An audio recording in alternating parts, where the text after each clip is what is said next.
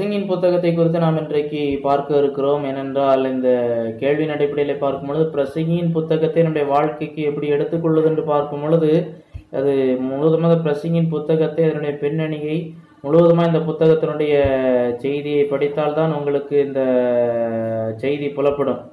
முதலாவது இந்த நான் சொல்லுகிற சில வார்த்தைகள், இந்த பிரசங்கி புத்தகத்தில் உள்ள சில வார்த்தைகள் வாசிக்கிறேன். நான் முதலாவது பிரசங்கின் புத்தகம் 1வது அதிகாரம் 4வது வசனம். ஒரு சந்ததி போகிறது, மறு சந்ததி வருகிறது, பூமியோ என்றைக்கும் நிலைத்திருக்கிறது. அடுத்து இன்னொரு வசன பகுதியை வாசிப்போம். 3வது அதிகாரம் 18லிருந்து 22 வரைக்கும். மனுபுத்திரர் தாங்கள் மிருகங்களைப் போல் இருக்கிறார்கள் என்பதை அவர்கள் காணும்படிக்கு தேவன் அவர்களை சோதிக்கிறார் என்று நான் மனுஷருடைய நிலைமை குறித்து என் உள்ளத்தில் எண்ணினேன். மனுபுத்திரருக்கு சம்பவிக்கிறது மிருகங்களுக்கு சம்பவிக்கும், அவர்களுக்கும் இவைகளுக்கும் ஏக சம்பவம் உண்டு. இவைகள் சாகிறது போலவே அவர்களும் சாகிறார்கள். ஜீவன்களுக்கெல்லாம் சுவாசம் அன்றே, மிருகத்தை பார்க்கலும் மனுஷன் மேன்மையுள்ளவன் அல்ல. எல்லாம் மாயே, எல்லாம் ஒரே இடத்துக்கு போகிறது, எல்லாம் மண்ணிலே உண்டாகிறது, எல்லாம் மண்ணுக்கு திரும்புகிறது. உயர ஏறும் மனுஷனுடைய ஆவியும் தாழ பூமியில் இறங்கும் மிருகங்களுடைய ஆவியும் அறிகிறவன் யார்? இப்படி இருக்கிறபடியால் மனுஷன் தன் செய்கையில் மகிழ்ச்சியா இருக்கும்படி நன்மையை அல்லாமல் வேறு நன்மை இல்லை என்று கண்டேன். இதுவே அவன் பங்கு. தனக்கு பின்வரும் காரியங்களை காணும்படி அவனை திரும்பி வாழ பண்ணுகிறவன் யார்? இன்னொரு வசனத்தை பார்ப்போம். 5வது அதிகாரம் 12ஆம் வசனம். வேலை செய்கிறவன் கொஞ்சமாய் புசித்தாலும் அதிகமாய் புசித்தாலும் அவன் நித்திரை இன்பமாயிருக்கும், செல்வனுடைய பெருக்கோ அவனை தூங்க ஒட்டாது. அடுத்த 6வது அதிகாரம் 9வது வசனம். ஆசையானது அலைந்து தேடுகிறதை பார்க்கலும் கண் கண்டது நலம், இதுவும் மாயையும் மனதை சஞ்சலப்படுத்துகிறதுமா இருக்கு. ஒரு விஷயம் கூட, ஆசையானது அலைந்து தேடுகிறதை பார்க்கிலும் கண் கண்டதே நலம், இதுவும் மாயையும் மனதை சஞ்சலப்படுத்துகிறதுமா இருக்கிறது. 7வது அதிகாரம் 16லிருந்து 18. மிஞ்சின நீதிமானாயிராதே, உன்னை அதிக ஞானியமாக்காதே, உன்னை நீ ஏன் கெடுத்துக் கொள்ள வேண்டும்? மிஞ்சின துஷ்டனாயிராதே, அதிக பேதையுமாயிராதே, உன் காலத்துக்கு உன்னை ஏன் சாக வேண்டும்? நீ இதை பற்றி கொள்ளுவதும் அதை கைவிடாதிருப்பதும் நலம். தேவனுக்கு பயப்படுகிற எல்லாவற்றிலும் காக்கப்படுவான். இப்போ 28வது வசனம். என் மனம் இன்னும் ஒன்றை தேடுகிறது, அதை நான் கண்டுபிடிக்கவில்லை. 1000 பேருக்குள்ளே ஒரு புருஷனை கண்டேன், இவர்கள் எல்லாருக்குள்ளும் ஒரு ஸ்திரீயை காணவில்லை. I found one man in 1,000 that I could respect, but not one woman. அடுத்து 9வது அதிகாரம் 11வது வசனம்.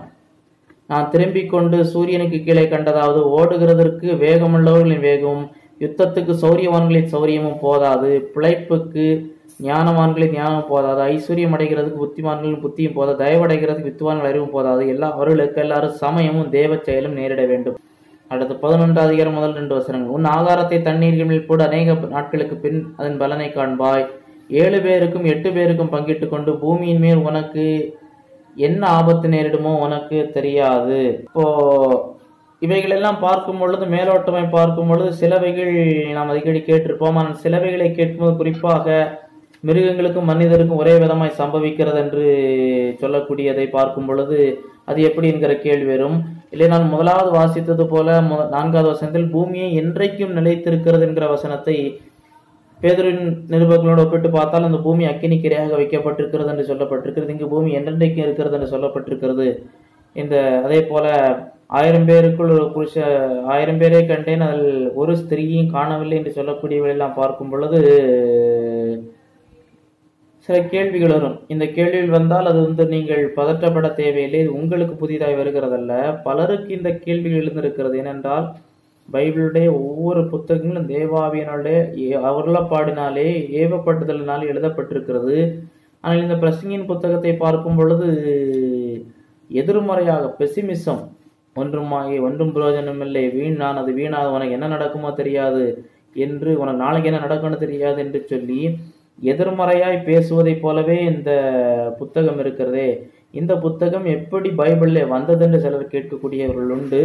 ஆனால் இது தேவனுடைய ஏவுதனால் எழுதப்பட்டிருக்கிறது என்பதை நாம் மறந்துவிடக்கூடாது. இது தேவாவின் அருளப்பாடு பெற்றிருக்கிறது. நாம் இதை புரிந்து கொள்வோம்.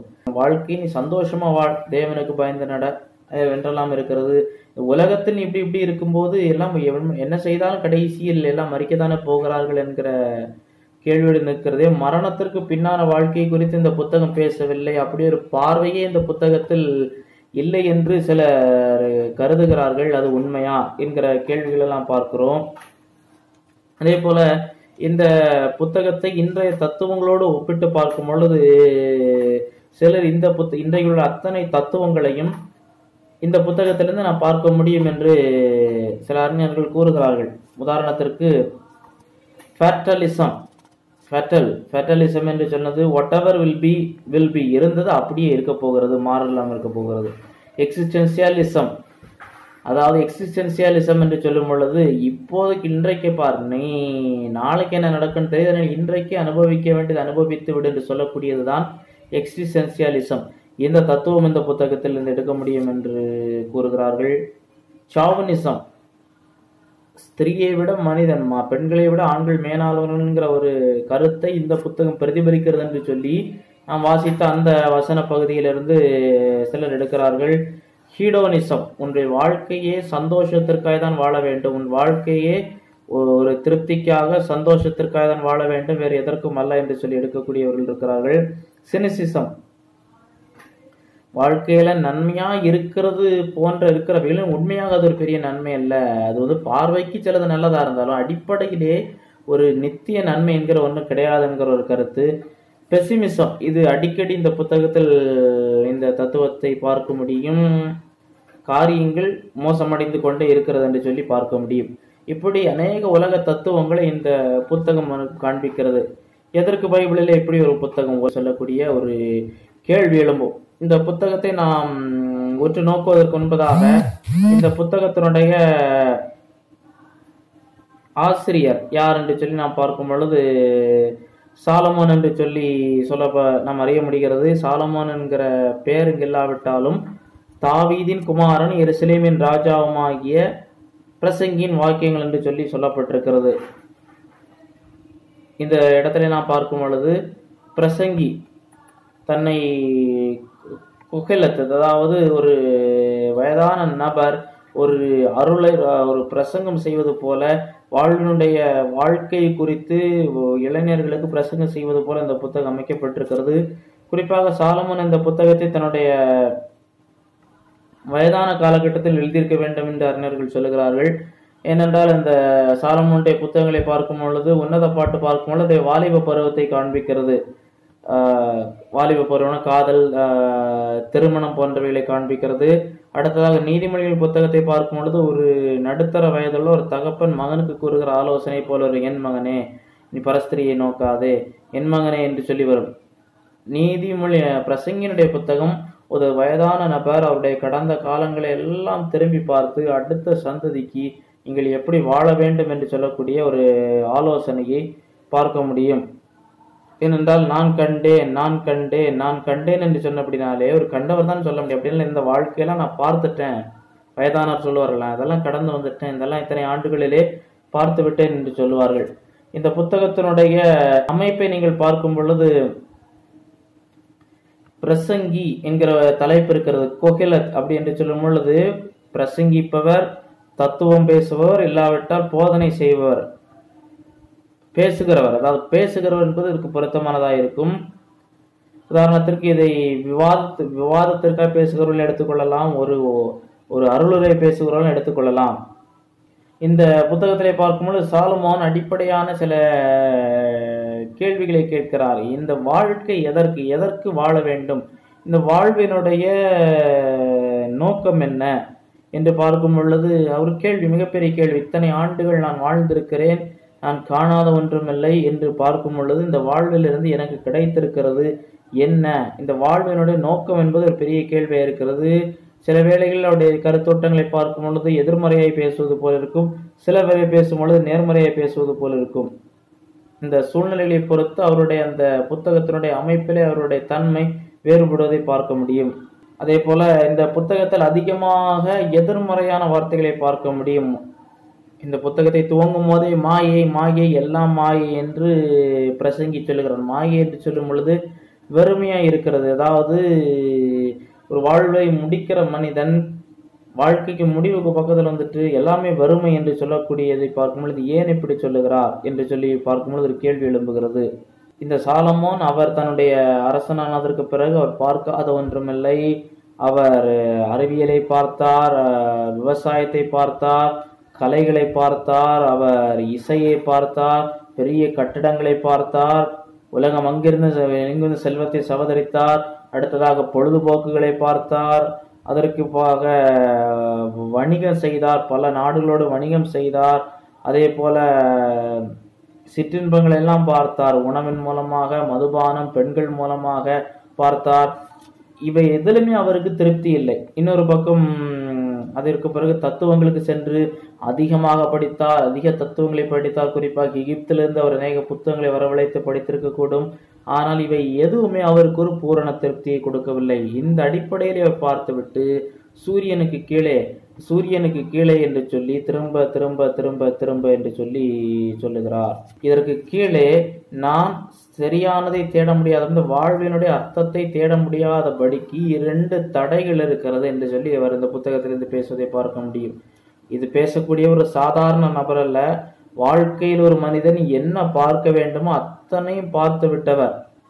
நான் தான் சொன்னேன், அது அத்தனையும் பார்த்து விட்டு அவர் சொல்லுகிறார், ஆகிலும் இந்த வாழ்வினுடைய லட்சியத்தை அடிப்படையிலே இவைகளிலிருந்து என்னால் கண்டுகொள்ள முடியவில்லை.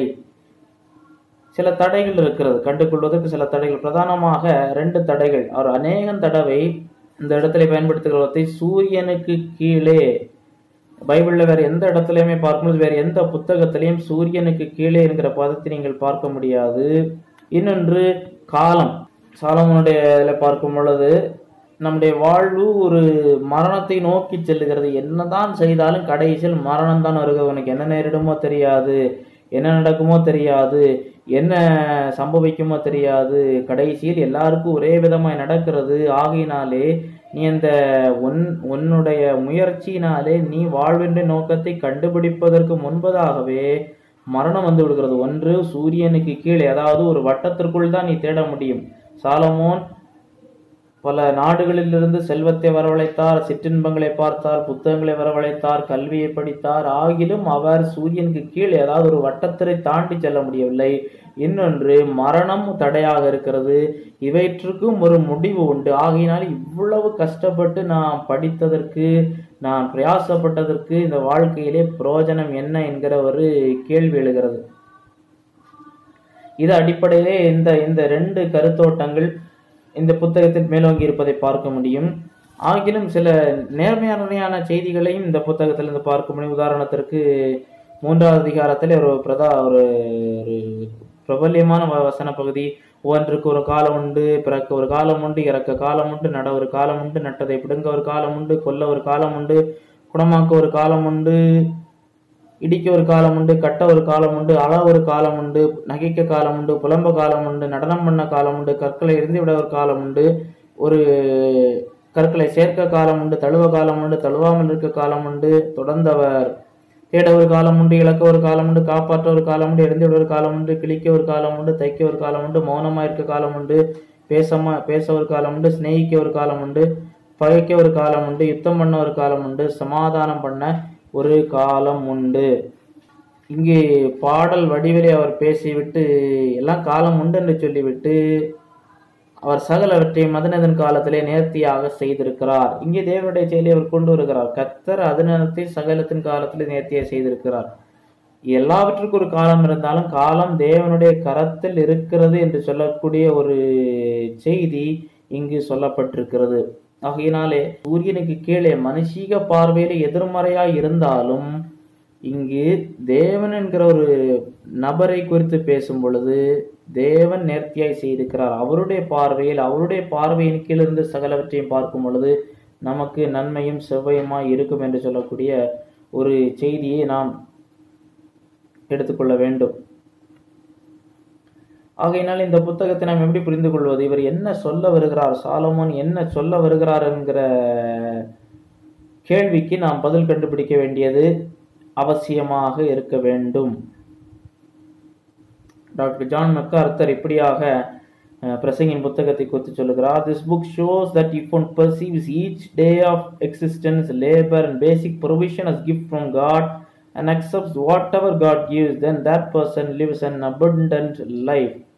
However, one who looks to be satisfied apart from God will live with futility regardless of their accumulations. வாழ்க்கையில எல்லாருக்கும் தேடல் இருக்கிறது, பிரச்சனை இருக்கிறது, தேவைகள் இருக்கிறது, போராட்டங்கள் இருக்கிறது. இவை அனைவற்றையும் தேவனுடைய பார்வையிலிருந்து பார்த்து கர்த்தருடைய சித்தத்திற்குள்ளிருந்து ஏற்றுக்கொண்டால் வாழ்வு பரிபூரணமாக இருக்கும். ஆனால் தேவனுடைய பார்வையில் பார்க்காமல் இவைகளை செய்தால் வாழ்வு பிரயோஜனமற்றதாகி விடும் என்று சொல்லி பார்க்க முடியும். இந்த புத்தகத்தை இப்படி மேலோட்டமாய் பார்க்கும் பொழுது இது என்னடா அவர் சொல்ல வருகிறார் என்பதை மேலோட்டமாய் பார்த்துவிட்டு அநேகர் இதற்கு அதிக கவனம் கொடுப்பதில்லை. ஆகிலும் இது அதிகமாய் தியானிக்கும் பொழுது அநேக ஆவிக்குரிய பாடங்களை நாம் கற்றுக்கொள்ள முடியும். ஏன் நான் சொன்னதை மீண்டும் சொல்லுகிறேன், இது ஒரு சாதாரண நபர் அல்ல. ஒரு பக்கம் இவைகள் தேவனுடைய ஆவியின் அருளப்பாட்டில் எழுதப்பட்டிருக்கிறது, அதனுடைய எதற்காய் சொல்லியிருக்கிறது என்பதை நாம் கண்டுபிடிக்க வேண்டும். இன்னொன்று, இந்த செய்தி வந்தது ஏதோ ஒரு சாதாரண மனிதன் சொன்னதல்ல. ஒரு மிகப்பெரிய செல்வந்தர், அளவிற்கு அநேக அவருக்கு வாய்ப்பு வசதிகள் எல்லாம் அவருக்கு இருந்தது.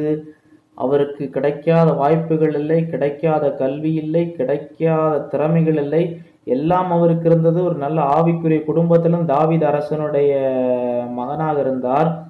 அவர் சொல்லுகிற சூரியனுக்கு கீழ் செய்யப்படுகிற எல்லாவற்றையும் நான் செய்து பார்த்தேன் என்று சொல்லுகிறார். எல்லாவற்றையும் பார்த்து விட்டு, இன்றைக்கு எல்லாருக்கும் எல்லாவற்றையும் பார்ப்பதற்கு வாய்ப்பு கிடைக்காது. ஆனால் இங்கே ஒரு நபர் சொல்லுகிறார், எல்லாவற்றையும் நான் பார்த்து விட்டு சொல்லுகிறேன்.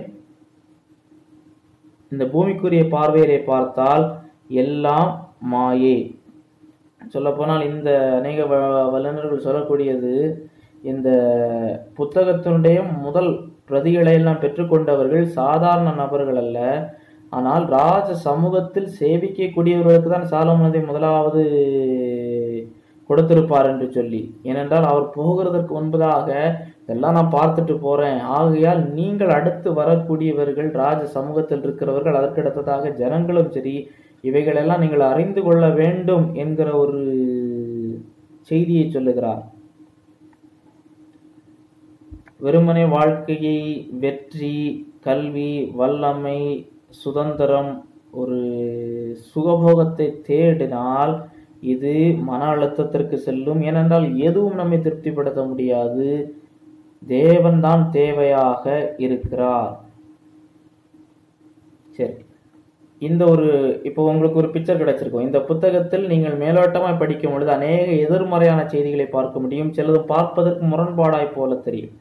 எல்லாமே சூரியனுக்கு கீழே, அதாவது தேவன் இன்றி இந்த உலகத்தை நீங்கள் எந்த விதத்தில் பார்த்தாலும், எதை அனுபவித்தாலும் அது உங்களுக்கு வாழ்க்கையிலே ஒரு திருப்தியை தராது. அது மரணத்தில் கொண்டு போய்விடும். அப்படி பார்த்தால் எதற்கு வாழ்ந்து பிரயோஜனம் என்கிற ஒரு மிகப்பெரிய கேள்விக்குறியிலே வந்து விட்டுவிடும். இந்த இடத்தில் நான் சொன்னது போல மாயை மாயை, நான் சூரியனுக்கு கீழே என்று சொல்லப்படுகிற வார்த்தை 28 முறை வந்திருக்கிறது. மாயை மாயை மாயை என்று சொல்லக்கூடியது 37 முறை இந்த புத்தகத்தில் பயன்படுத்தப்பட்டிருக்கிறது. அதாவது மறைந்து போகிறது, பிரயோஜனம் இல்லாதது, குழப்பக்கூடியது என்று சொல்லக்கூடியது. இன்றைக்கு என்ன விதமான மாயைகளை பற்றி பேசுகிறோம்? மாயை என்று சொல்லும் போது கடந்து போகக்கூடியது, நிலை இல்லாது, தன்னில் தானே நிலை இல்லாதது. இதெல்லாம் நிறைய ஆவிக்குரிய பாடங்கள். என்னெல்லாம் நிலை இல்லாதது என்று பார்க்கும் பொழுது, மனித ஞானம் நிலை இல்லாதது. பிரசங்கின் புத்தகம் 2வது அதிகாரம் 14-16. ஞானியின் கண்கள் அவன் முகத்தில் இருக்கிறது, மூடனோ இருளில் நடக்கிறான், ஆகினும் அவர்கள் எல்லாருக்கும் ஒரே விதமாய் சம்பவிக்கிறது. மூடனுக்கு சம்பவிக்கிறது போல் எனக்கும் சம்பவிக்கிறது. அப்படி இருக்க நான் அதிக ஞானம் அடைந்ததால் காரியம் என்ன என்று சிந்தித்தேன், இது மாயை என்ன உள்ளத்தில் என்றினேன். மூடன் என்றால் ஞானி என்றால் என்றைக்கு நினைவில் இருப்பதில்லை, இப்பொழுது இருக்கிறதெல்லாம் வருங்காலத்தில் மறக்கப்பட்டு போம். மூடன் எப்படி சாகிறானோ அப்படியே ஞானியும் சாகிறான். அதாவது வெறுமனே மனுஷீக கல்வியை கற்பதனாலே, ஒருவர் சிறந்த விஞ்ஞானி, சிறந்த ஸ்காலர் என்று சொல்வதனாலே அவர் சாதித்து விட மாட்டார். ஏனென்றால் நான் சொன்னேன், ஒரு வரம்பு இருக்கிறது, ஸ்பேஸ், சூரியனுக்கு கீழே ஒரு வட்டத்திற்குள் தான் அவர் முடியும். இன்னொன்று, அதற்கு ஒரு காலமும் இருக்கிறது, மரணத்தோடு அதுவும் முடிந்து விடுகிறது. ஆகையினாலே என்ன பெரிய வித்தியாசம் என்கிற கேள்வி. 2வது 18-23 வரை உள்ள வசனங்களிலே, சூரியனுக்கு கீழே நான் பட்ட பிரயாசம் எல்லாம் வெறுத்தேன், எனக்கு பின் வரப்போகிற வைத்து போக வேண்டியதாக இருக்குமே, அவன் புத்திமானாயிருப்பானோ மூடனாயிருப்பானோ அதை யார் அறிவார். ஆகிய சூரியனுக்கு கீழே பிரயாசப்பட்டு ஞானமாய் சம்பாதித்த சகல வஸ்துக்களின் மேல் அவன் அதிகாரி ஆவான், இதுவும் மாயை. ஆகையால் சூரியனுக்கு கீழே பட்ட எல்லா பிரயாசத்தின் மேல் உள்ள ஆசையை விட்டு விட வகையை பார்த்தேன். ஒருவன் புத்தி யுத்தி நிதானத்தோடு பிரயாசப்படுகிறான், ஆகிலும் அப்படி பிரயாசப்படாதிருந்த வேறொருவனுக்கு அவன் அதை சொந்தமாக விட்டுவிட வேண்டியதாக இதுவும் மாயே, பெரிய தீங்குமாக இருக்கிறது. இப்போ இந்த வேலையை குறித்து சொல்லுகிறான். மனுஷன் கஷ்டப்பட்டு சம்பாதிக்கிறான், ஆகிலும் என்ன நடைபெறுகிறது? சாலமோன் ஒரு என்ன பார்க்கிறோம், அநேகர் கஷ்டப்பட்டு ஒரு குடும்பத்தை கட்டி எழுப்புகிறார்கள், ஒரு நிறுவனத்தை கட்டி எழுப்புகிறார்கள், பிஸ்னஸை கட்டி எழுப்புறாங்க. அடுத்த தலைமுறையும் சின்ன பின்னமாக போகிறது. இப்போ கேள்வி இருக்கிறான், இத்தனை கஷ்டப்பட்டு சென்றாலும் இது நிரந்தரமா என்னோடு இருக்க போவதில்லையே, ஆகையினால் இதனுடைய நோக்கம் என்னங்கிற கேள்வி.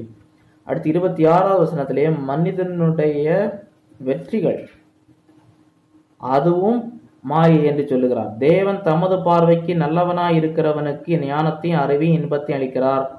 பாவம் செய்தவனுக்கோ தமது பார்வைக்கு நல்லவாய் இருக்கிறவன் வசமா வைத்துவிட்டு போகும் பொருட்டு சேர்த்து குவித்து வைக்கும் தொல்லையை நியமித்திருக்கிற இதுவும் மாயை, மனதுக்கு சஞ்சலமாக இருக்கிறது. இப்படி என்றால் ஒரு மனிதன் நான் வெற்றி பெற்று விட்டேன், வாழ்க்கையில் வெற்றி பெற்று விட்டேன் என்று சொல்வதற்கும் அதனால என்ன பெரிய லாபம் என்கிற ஒரு கேள்வி கேட்கிறார். ஞானத்தை அறிவை இன்பத்தை அளிக்கிறார். பாவம் செய்தவனுக்கோ தமது பார்வைக்கு நல்லவனாயிருக்கிற வசமாய் வைத்துவிட்டு போகும் பொருட்டு சேர்த்து குவித்து வைக்கும் தொல்லையும் கொடுக்கிறார்.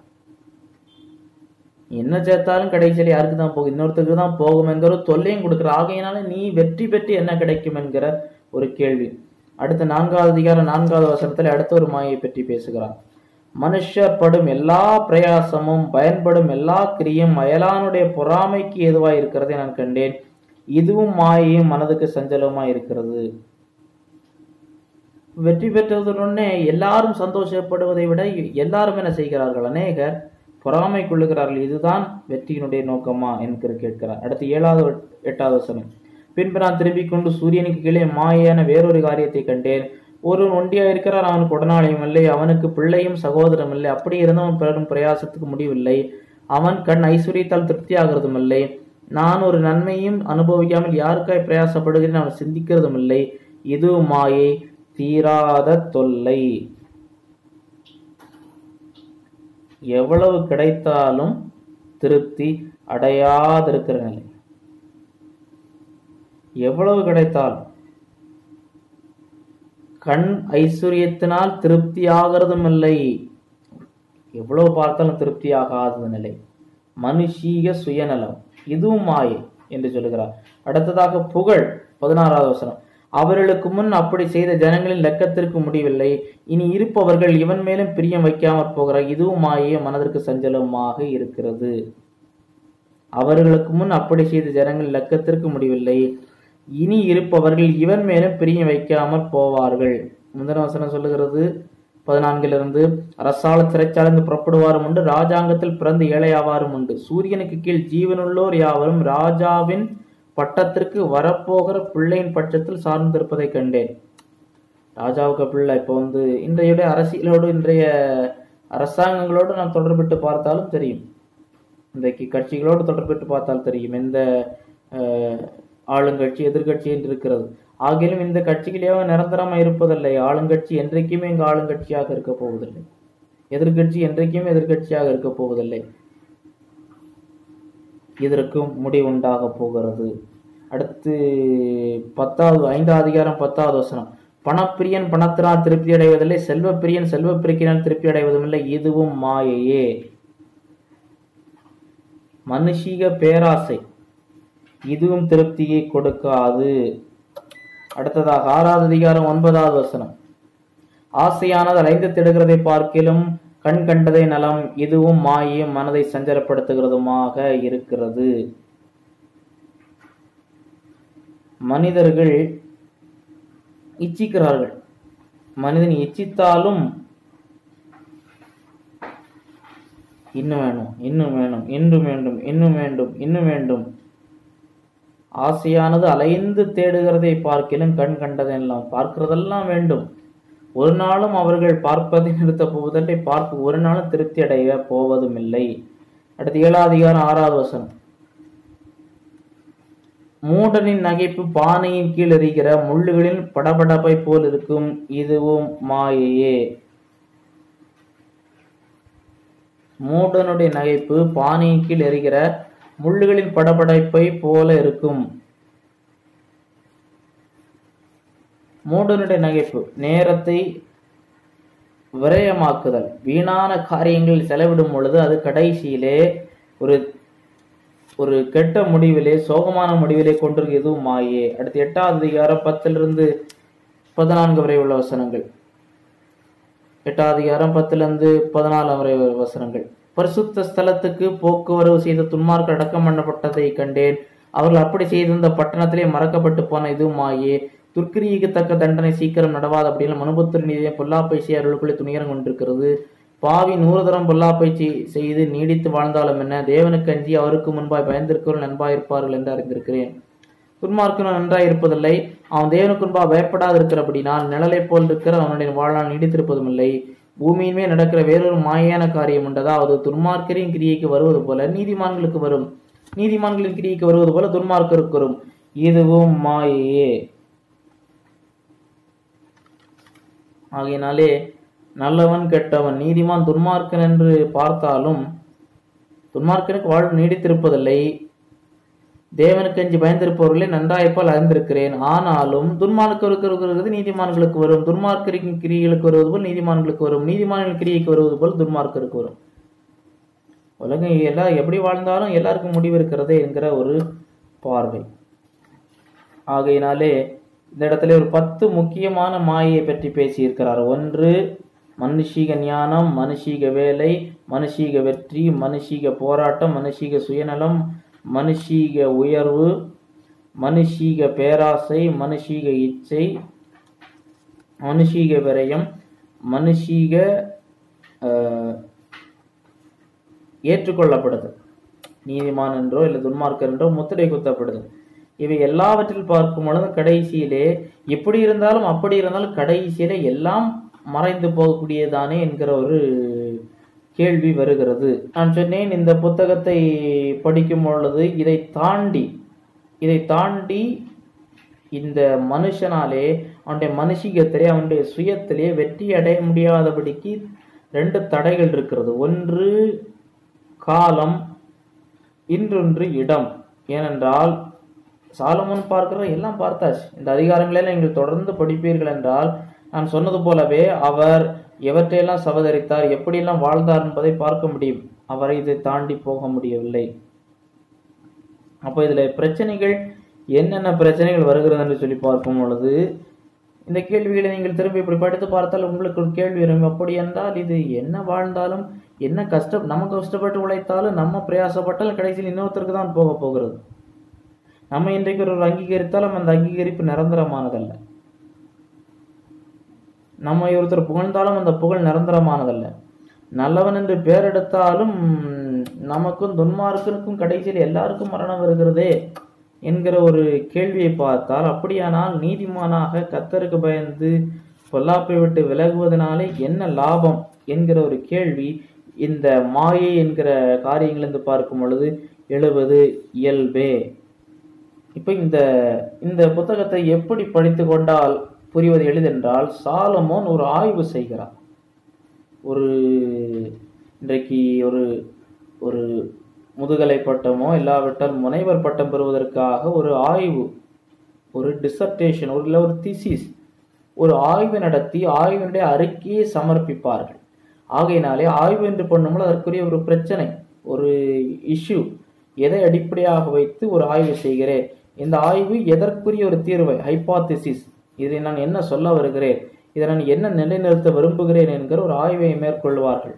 அதே போலவே இந்த சாலமோன் வாழ்வின் இதெல்லாவற்றையும் பார்த்தவர், அத்தனை பிரச்சனைகளையும் உலகத்தின் அத்தனை தத்துவங்களையும் மாயையாக காண்பிக்கக்கூடிய எந்தெந்த விதங்கள் மனிதருக்கு புகழை கொண்டிருக்கிற, எந்தெந்ததற்காக மனிதர் ஓடுகிறார்கள் அத்தனை நாம் கண் கொண்டு நிறுத்தி இவற்றினுடைய சாதக பாதகங்களை பூமிக்குரிய பார்வையிலே பார்த்து அதற்கு கான்ட்ராஸ்டாக, அதற்கு எதிர்மறை, அதற்கு விரோதமாக தேவனுடைய பார்வையும் கொண்டு நிறுத்தி கடைசியிலே காரியத்தின் கடைத்தொகையை கொண்டு நிறுத்துகிறார்.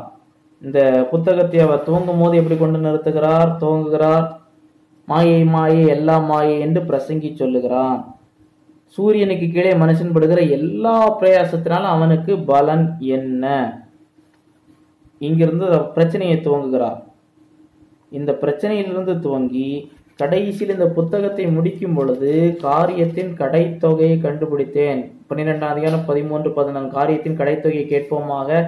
தேவனுக்கு பயந்து அவர் கற்பனைகளை கைக்கொள், எல்லா மனுஷர் மேலும் விழுந்த கடமை இதுவே. ஒவ்வொரு கிரியும் அந்தரங்கமான ஒவ்வொரு காரியத்தையும் நன்மையானாலும் தீமையானாலும் தேவன் நியாயத்திலே கொண்டு வருவார். நியாயத்திலே கொண்டு வருவார். காரியத்தின் கடைத்தொகை. அப்போ ஒரு பிரச்சனை எனக்கு இருக்கிறது. அப்போ இங்கே சூரியனுக்கு கீழே என்கிற ஒன்று இருக்கிறதுனாலே தேவன் எல்லாவற்றையும் நியாயத்திலே கொண்டு வருவார். இது சூரியனுக்கு கீழே அல்ல, சூரியனுக்கு தாண்டி நித்தியம் என்கிற ஒன்று இருக்கிறது. அங்க வர்றார், முடிக்கிறார் சாலமன். இப்ப இதுவரை சூரியனுக்கு கீழே என்றெல்லாம் பேசினேன். நான் ஏற்கனவே சொன்னேன், டைம் அண்ட் ஸ்பேஸ், கால இடம் சூரியனுக்கு கீழே. அப்ப இந்த சூரியனுக்கு கீழே என்று பார்க்கும் பொழுது இத்தனை குறுக்கீடுகள் இருக்கு, இதை தாண்டி முடியாது. அதே போல காலம் மரணத்தோடு முடிகிறது. இப்போது சாலமன் கொண்டு முடிக்கும் பொழுது தேவனுக்கு பயந்த கற்பனைகளை கைக்கொள், நன்மையானாலும் தீமையானாலும் ஒவ்வொரு காரியத்தையும் தேவன் நியாயத்திலே கொண்டு வருவார். அப்படி என்றால் தேவன் சூரியனுக்கு அப்பாற்பட்டவர், சூரியனுக்கு கீழே நிற்பதை தாண்டி அதற்கு அப்பாற்பட்டவர் என்று தாண்டி கொண்டு வருவார் என்பது விதமான கேள்வி கேட்கிறார். உலக தத்துவங்கள் எல்லாம் எடுத்து வைக்கிறார். துன்மார்க்கனுக்கு நீதிமானுக்கு ஒரே விதமாய் நடக்கிறது, மனுஷனுக்கும் மிருகத்திற்கும் ஒரே விதமாய் நடக்கிறது என்பதை தாண்டி தேவன் கொண்டு வந்து முடிப்பார் என்கிற ஒரு நிச்சயத்தை கொடுக்கிறது. அப்படியானால் இப்பொழுது நம்ம இந்த புத்தகத்தை இவருடைய ஆய்வின் அடிப்படையிலே நாம் இதை பார்ப்போம். அப்பொழுது நமக்கு அநேக காரியங்களை நான் சொன்னவற்றை எளிதாக விளங்கிக் கொள்ள முடியும். இப்பொழுது இந்த ஆய்வை அவர் எங்கிருந்து துவங்குகிறார்? இந்த ஆய்வை அவர் முதல் அதிகாரத்திலே முதல் 11 வசனங்களை பார்க்கும் பொழுது அவர் தன்னுடைய ஆய்வு, தன்னுடைய டிசர்டேஷன், தன்னுடைய தீசிஸை அவர் அதற்கான முக உரையாக அவர் சொல்லுகிறதை பார்க்கிறோம். அதிலே முதல் 2 வசனங்கள் மாயை மாயை எல்லாம் மாயை. இந்த பூமிக்குரிய பார்வையில் சூரியனுக்கு கீழே இருக்கக்கூடியது எல்லாமே மாயை என்கிற ஒரு அடிப்படையை அவர் முன்வைக்கிறார். மறைந்து போகக்கூடியது, அதற்கு வலுவூட்டக்கூடிய காரியங்களை 3 - 11 வரைக்கும் சொல்லுகிறார். ஒரு சந்ததி போகிறது, 3 வருகிறது, பூமி இருக்கிறது, சூரியன் உதிக்கிறது, அஸ்தமிக்கிறது, காற்று கிழக்கே தெற்கே போய் வடக்கேன்னு சுழன்று சுற்றி நடத்திற்கே வருகிறது. நதிகளை பற்றி பேசுகிறார். எல்லாம் வருத்தத்தால் நிறைந்திருக்கிறது. முன் இருந்ததை இனிமேல் செய்யப்படும், முன் செய்யப்பட்டதை பின்னர் செய்யப்படும். சூரியனுக்கு கீழே நூதனமானது ஒன்றும் இல்லை. இது எல்லாமே மறைந்து போகக்கூடியது, இது எதுவுமே நிரந்தரமானது அல்ல என்று சொல்லி சொல்லுகிறார். அடுத்ததாக அவருடைய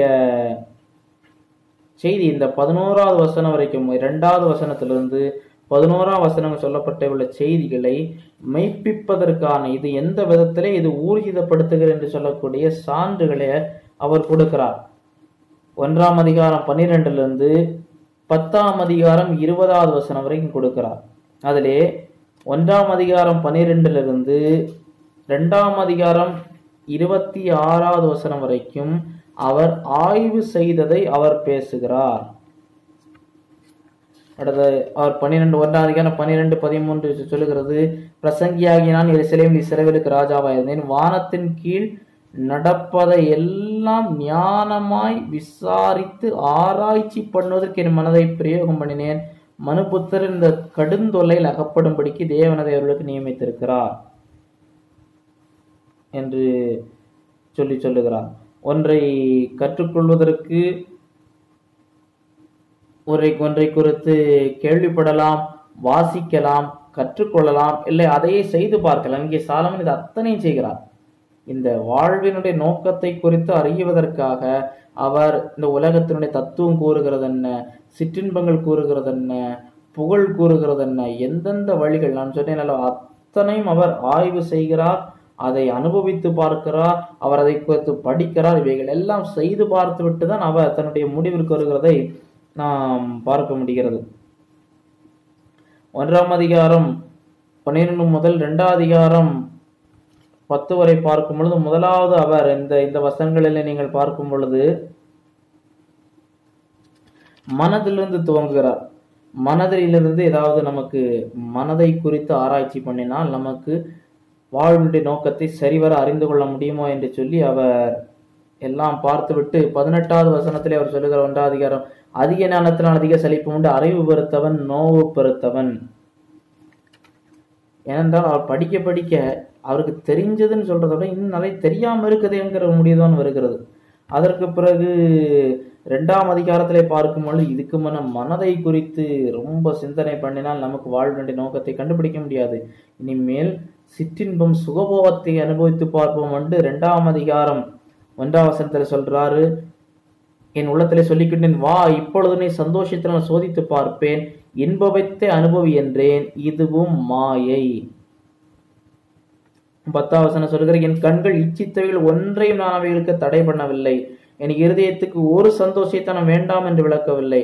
நான் செய்த முயற்சிகள் எல்லாம் என் மனம் மகிழ்ச்சி கொண்டிருந்தது, இதுவே என் பிரயாசங்கள் எல்லாவற்றிலும் எனக்கு வந்த பலன். இப்போ மனதிலே தத்துவங்களை ஆராய்ச்சி பண்ணி பார்த்தாச்சு. அடுத்து எல்லா சிற்றின்பங்களை பார்த்தாச்சு. எல்லாம் சொல்றாரு, வானத்தின் கீழே பெரிய வேலைகளை செய்தேன், வீடுகளை கட்டினேன், திராட்சை தோட்டங்களை நாட்டினேன், தோட்டங்களை சிங்கார வனங்களை உண்டாக்கினேன், மரங்கள் பெயராக தோப்புக்கு நீர் பாய்ச்சி குளங்களை உண்டு பண்ணினேன், வேலைக்காரிகளை சம்பாதித்தேன், வெள்ளி பொன் ராஜ சம்பத்தையும் பொருட்களையும் சேகரித்தேன், சங்கீதக்காரிகள் மனுபுத்திற்கு இன்பம் பலவித வாத்தியங்களை சம்பாதித்தேன், எல்லாரை பார்க்கலும் திரவிய சம்பந்தமானேன், என் கண்கள் இச்சித்தவைகள் ஒன்றை நான் விடலாம். அடுத்து இதுலயும் பிரச்சனை என்ன, அந்த 11லிருந்து 26 வரைக்கும் அவர் அடுத்து படிக்கும்போது சொல்லுகிறாரு, இதனால இதிலே என்னுடைய வாழ்வின் நோக்கத்தை கண்டுபிடிக்க முடியவில்லை, அதையும் சொல்லுகிறார். அடுத்ததாக அவருடைய ஆய்விலே பார்க்கும் பொழுது முதலாவது அவர் ஆராய்ச்சி செய்து, அதாவது ஆராய்ச்சி செய்து பார்க்கிற தன்னை ஈடுபடுத்திக் கொள்ளுகிறார். அடுத்து 3லிருந்து 6 வரைக்கும் அப்சர்வ் பண்ற, உற்று நோக்குறார். சில நம்ம பார்த்து புரிந்து கொள்வோம். இங்கே சிலவற்றை அனுபவித்து பார்த்தார், அதிலும் கிடைக்கல. 3ஆம் அதிகாரத்திலிருந்து 6ஆம் அதிகாரம் வரைக்கும் உற்று நோக்கும் வரை அவர் உற்று நோக்குகிறார். அப்படி ஒரு நீரோட்டமாக போய்கொண்டிருக்கிறது.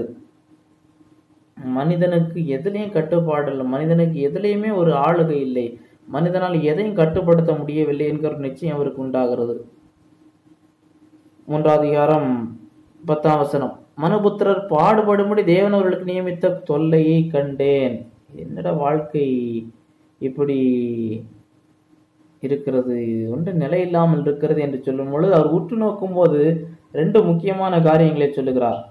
11ஆம் வசனத்தில் அவர் சகலவற்றை அதனதன் காலத்தில் நேர்த்தியாக செய்திருக்கிறார். இது ரொம்ப பிரபலமானது.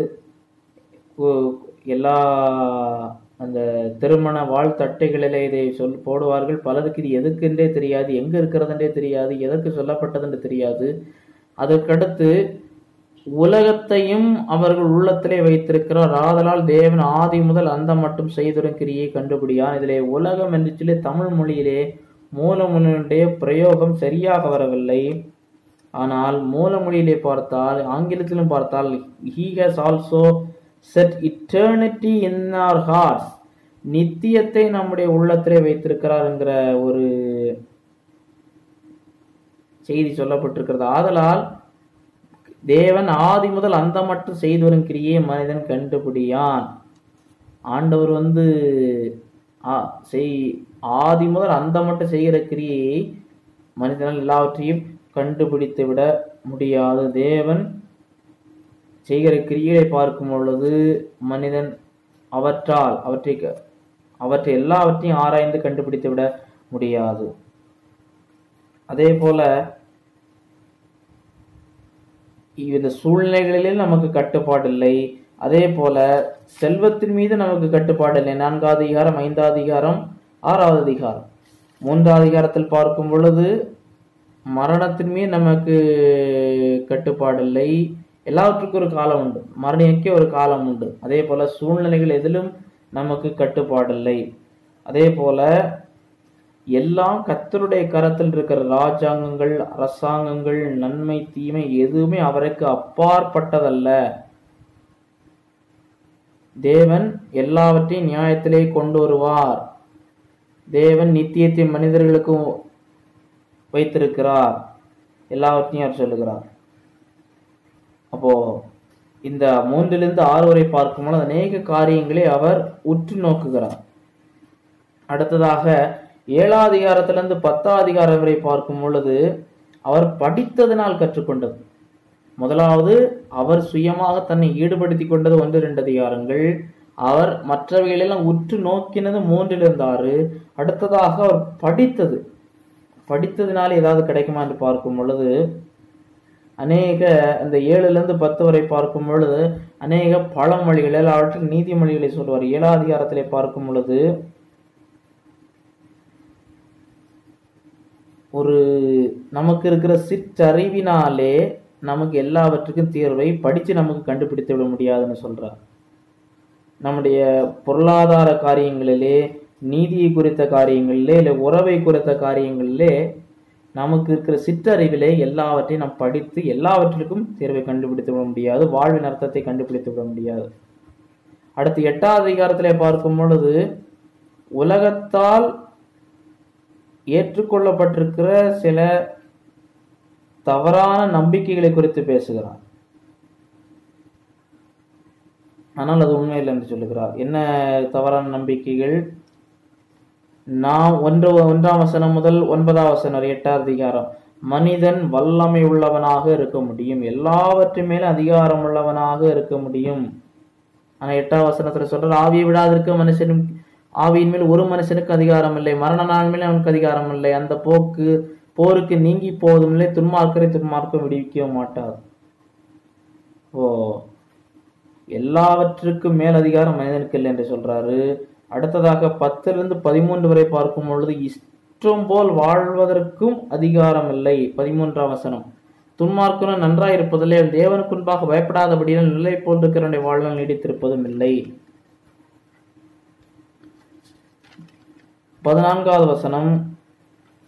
எல்லாருக்கும் இந்த உலகத்திலே சரிசமமான நீதி கிடைக்கிறது, கொடுக்கப்படுகிறது கொடுக்க முடியும் என்கிற தவறான நம்பிக்கை. கொடுக்க வேண்டும் என்பது உண்மை, நீதி நிலைநாட்டப்பட வேண்டும். ஆனால் எல்லா இடங்களிலும் நீதி சரிவர நிலைநாட்டப்படுகிறதா என்று கேட்டால் சரித்திரத்தை பார்க்கும் போதும் படவில்லை. இன்றைக்கு பார்க்கும் போதும் உலகளாவில் பார்க்கும் போது எல்லா இடங்களிலும் சரிசமமான நீதி நிலைநாட்டப்படுகிறதை நாம் பார்க்க முடியாது. 14ஆம் வசனத்திலே சொல்கிறது. 15ஆவது வசனத்திலே புசிப்பும் குடிப்பும் மகிழ்வதுமே இல்லாமல் சூரியனுக்கு கீழே மனுஷனுக்கு வேறொரு நன்மையும் இல்லை. இஷ்டம் போல் கொண்டாட்டலாம், களிப்பை புகழ்ந்தேன், ஆனாலும் அந்த களிப்பு நிரந்தரமானதல்ல. அடுத்து 16-17 வசனங்களிலே பார்க்கும் பொழுது எல்லாத்தையும் ஏதாவது நம்ம ஒன்றில் படித்தோ இல்லாவிட்டால் உற்று நோக்கியோ இல்லாவிட்டால் அதை ஆராய்ச்சி செய்தால் கண்டுபிடித்து விடலாம், ஒரு துணுக்கை கண்டுபிடித்து விடலாம் என்று செய்தாலும் முடியாது. 17ஆம் வசனம். சூரியனுக்கு கீழ் செய்யப்படுகிற மனுஷன் கண்டுபிடிக்க கூடாதென்று கண்டேன், மனுஷன் பிரயாசப்பட்டால் அறிய மாட்டான், அறியலாம் என்று ஞானி எண்ணினாலும் அதை அறிந்து கொள்ள முடியாது. அடுத்து 9ஆம் அதிகாரத்திலே பார்க்கும் பொழுது தோல்வி எப்படி வருகிறது என்று சொல்லுகிறார். அவருடைய கல்வியின் மூலமாக என்ன வந்தது? அவருக்கு கோபம் ஏற்பட்டது. ஏனென்றால் எதிலுமே பொருளாதாரத்திலும் உறவுகளிலும் சரியான முடிவெடுக்க முடியவில்லை. அடுத்து அவருக்கு உலகம் சொல்லக்கூடியவை எல்லாம் தவறாய் போகிறது. வல்லமை உள்ளவர்களாக இருக்க முடியும், கொண்டாட முடியும், எல்லாம் நீதி கொடுக்கப்பட முடியும் என்பது தவறாய் போகிறது என்பதை அறிந்து கொள்கிறார். கடைசியிலே மனிதர்கள் எந்தெந்த விதங்களில் தோல்வி அனுபவிக்கிறார்கள்.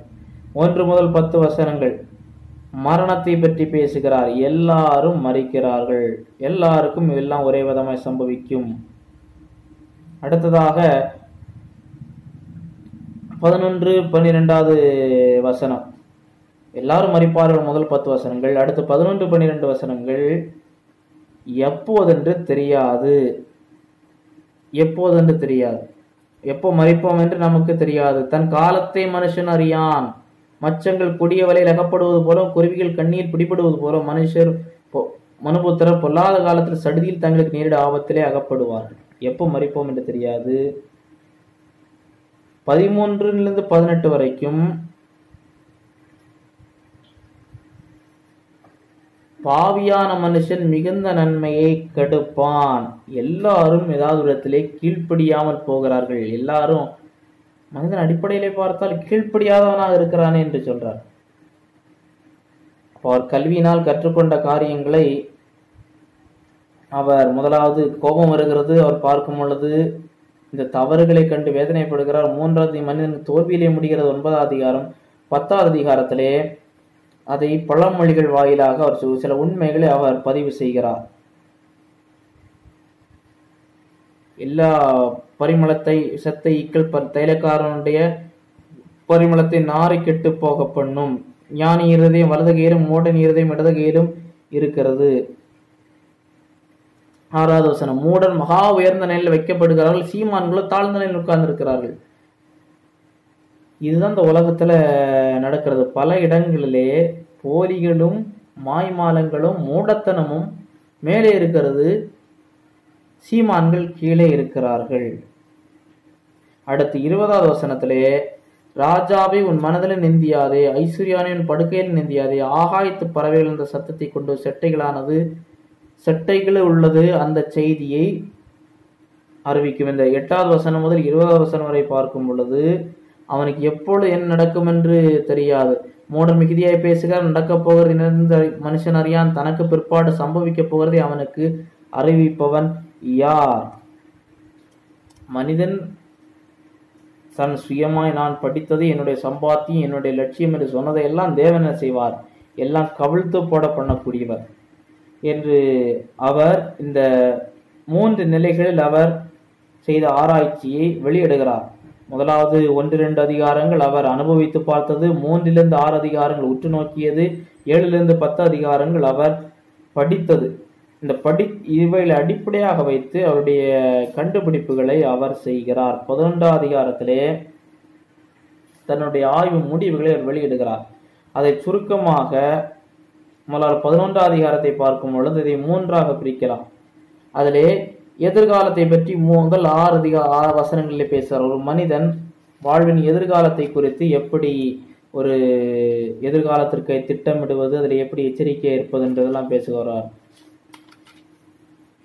அடுத்து 11ஆம் அதிகாரம் 7-8 வசனங்களிலே இப்பொழுது என்ன செய்ய வேண்டும், வெளிச்சம் இன்பமும் சூரியனை காண்பது கண்களுக்கு பிரியமாமே, மனுஷன் அநேக வருஷம் ஜீவித்து அவைகளிலெல்லாம் மகிழ்ச்சியா இருந்தாலும் அவன் இருளி நாட்களில் நினைக்க வேண்டும், அவைகள் அநேகமாயிருக்கும், அவன் வந்து சம்பவிப்பதெல்லாம் மாயே. இருக்கிற நாட்களிலே சந்தோஷமாக இருக்க வேண்டும். கடந்த காலத்தை பார்க்கும் பொழுது தேவனுடைய வழிகளிலிருந்து கற்றுக்கொள்ள வேண்டும், கடந்த காலங்களை திரும்பி பார்க்க வேண்டும். அதே நேரத்திலே பின்னானவைகளை மறந்து முன்னானவைகளை நாட வேண்டும். கடந்த காலத்திலே தேங்கி நிற்கக்கூடாது, அதே நினைத்து கொண்டிருக்க கூடாது, எதிர்நோக்க வேண்டும்.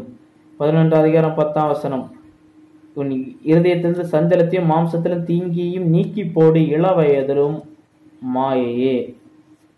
12ஆம் அதிகாரத்திலே அவர் தன்னுடைய முடிவுகளை அறிவிக்கிறார். 11ஆம் அதிகாரத்திலே இதுவரை அவர் படித்ததனுடைய சுருக்கத்தை கொண்டு வந்து எதிர்காலம் எப்படி இருக்க வேண்டும், நிகழ்காலம் எப்படி இருக்க வேண்டும், கடந்த காலம் எப்படி இருக்க வேண்டும் என்று சொல்லிக்கொண்டு 12ஆவது வசனத்திலே ஒரு பல்லாண்டு ஆய்வு செய்தவருடைய ஆய்வு முடிவுகளை வெளியிடுவது போல இவைகளை எப்படி வெளியிடுகிறார், வாழ்வின் பல்லாண்டு கால அனுபவம், பல்லாண்டு கால உற்று நோக்குதல் அப்சர்வேஷன் அண்ட் பல்லாண்டு கால படிப்பு இவைகளிலிருந்து அவர் சொல்லக்கூடியதுதான் முக்கியம். இதான் வரணும். இன்றைக்கு அநேகர் முதல் 11 அதிகாரங்களை படிச்சுட்டு சாலமான் அப்படி சொன்னார், சாலமான் இப்படி சொன்னார், எல்லாம் மாயின்னு சொன்னார், அவனுக்கு இவனுக்கு ஒரே மாதிரி நடக்குன்னு சொன்னார். அவர் அநேகம் சொல்லி இருக்கிறார், பல உலக தத்துவங்கள் எடுத்து பேசி இருக்கிறார். துன்மார்க்கனுக்கும் நீதிமான் என்று சொல்லப்படுகிறவர்களுக்கும் பூமிக்குரிய ரீதியிலே சில உலக ஆசீர்வாதங்களை மட்டும் வைத்து பார்த்தால் இது மாயை தான் தோன்றும் என்று அனைத்து கோணங்களிலும் அவர் பேசிவிட்டு இதனுடைய கடைத்தொகைக்கு வருகிறார். 12ஆம் அதிகாரத்திலே மனிதன் சில காரியங்களை அறிந்து சில பாதைகளை தெரிந்து கொள்ள வேண்டும். வாலிப பிராயத்திலும் சிருஷ்டிகரை நினை என்று சொல்லி சில குறியீடுகள் மூலமாக சூரியனும் வெளிச்சமும் சந்திரன் நட்சத்திரம் அந்தகாரப்படாததற்கு முன்னும், அதாவது வயதாகி கண் பார்வை குறைவதற்கு முன்னும் மழைக்கு பின் மேகங்கள் திரும்ப வராததற்கு முன் வீட்டு காவலாளிகள் தள்ளாடி பலசாலிகள் கூனி போய் எந்திர அரைக்கர்கள் கொஞ்சமான தேய்ந்து பலகனியாய் பாக்களில் இருண்டு போகிறதற்கு முன்னும் நம்முடைய சென்சஸ், கண் பார்வை, கால்களுடைய பலம், எந்திரம் அரைக்கர்கள் பல்கள், காதுகளுடைய அந்த கேட்கும் திறன், எந்திர சத்தம் தாழ்ந்ததினால் தெருவின் கதவுகள் அடைக்கப்பட்டு குருவியுடைய சத்தத்துக்கு எழுந்திருக்க வேண்டியதாகி கீதவாத்திய கனிகள் அடங்கி போகும். இது நம்முடைய அந்த மனிதனுடைய எல்லா சென்சஸ், கேட்கும் திறன், பார்க்கும் திறன், சுவைக்கும் திறன், நுகரும் திறன் இதெல்லாம் குறைந்து போய் மேட்டுக்கா எஞ்சம் உண்டாகி வழியிலே பயங்கள் தோன்றி வாதுவிமரம் பூப்பூத்து வெட்டுக்கிளியும் பாரமாக்கி பலசாரியா என்று சொல்லப்பட்டவன் வெட்டுக்கிளியே அவனுக்கு பாரமா இருக்கிறது போலாகி மனுஷன் தன் நித்திய வீட்டுக்கு போகிறது துக்கம் கொண்டாடும் வீதியில தெரியாத பொண்ணு வெள்ளிக்கயிறு கட்டுவிட்டு பொற்கிண்ணி நசுங்கி ஊற்றின் அருகே சால் உடைந்து ஒரு பெரிய விளக்கு, அந்த விளக்கு அதனுடைய தொக்கி நிற்கப்படுவதிலிருந்து அது உடைந்து கீழே விழுந்து அது நொறுங்கி சால் உடைந்து ஜீவியம் போவதற்கு முன்னும் சிருஷ்டிகரை நினை.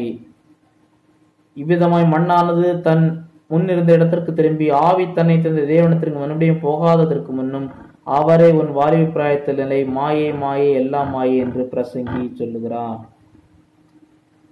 இந்த எல்லா மாயே இதுவரை நான் 11 அதிகாரங்களிலே பிரசங்கி பேசினவைகள் எல்லாம் சூரியனுக்கு கீழிருந்து நீங்கள் பார்த்தீர்கள் என்றால் அவைகள் எல்லாம் மாறிப்போகும். வாலிபமும் மாறிப்போகும், நடுத்தர வயதும் மாறிப்போகும், வயதாகி அதுவும் நிற்காது, எல்லாம் உடைந்து மரணம் கண்டிப்பாக சம்பவிக்கும். 9 to 14 வரைக்கும் அவர் சொல்லக்கூடியவைகள் தான் அவருடைய முடிவு. மேலும் பிரசங்கி ஞானமானா இருந்தபடியால் அவன் ஜனத்துக்கு அறிவை போதித்து கவனமாய் கேட்டாராய்ந்து அநேகம் நீதிமொழிகளை சேர்த்து எழுதினான். இதமான வார்த்தைகளை கண்டுபிடிக்க பிரசங்கி வகை தேடினான். எழுதின வாக்கியங்கள் செவ்வையும் சத்தியமானவைகள். ஞானிகளின் வாக்கியங்கள் தாற்றுக்கோள்கள் போலவும் சங்கத்தலைவர்கள் அறையப்பட்ட ஆணைகள் போல இருக்கிறது. அவைகள் ஒரே மேய்ப்பன் அளிக்கப்பட்டது.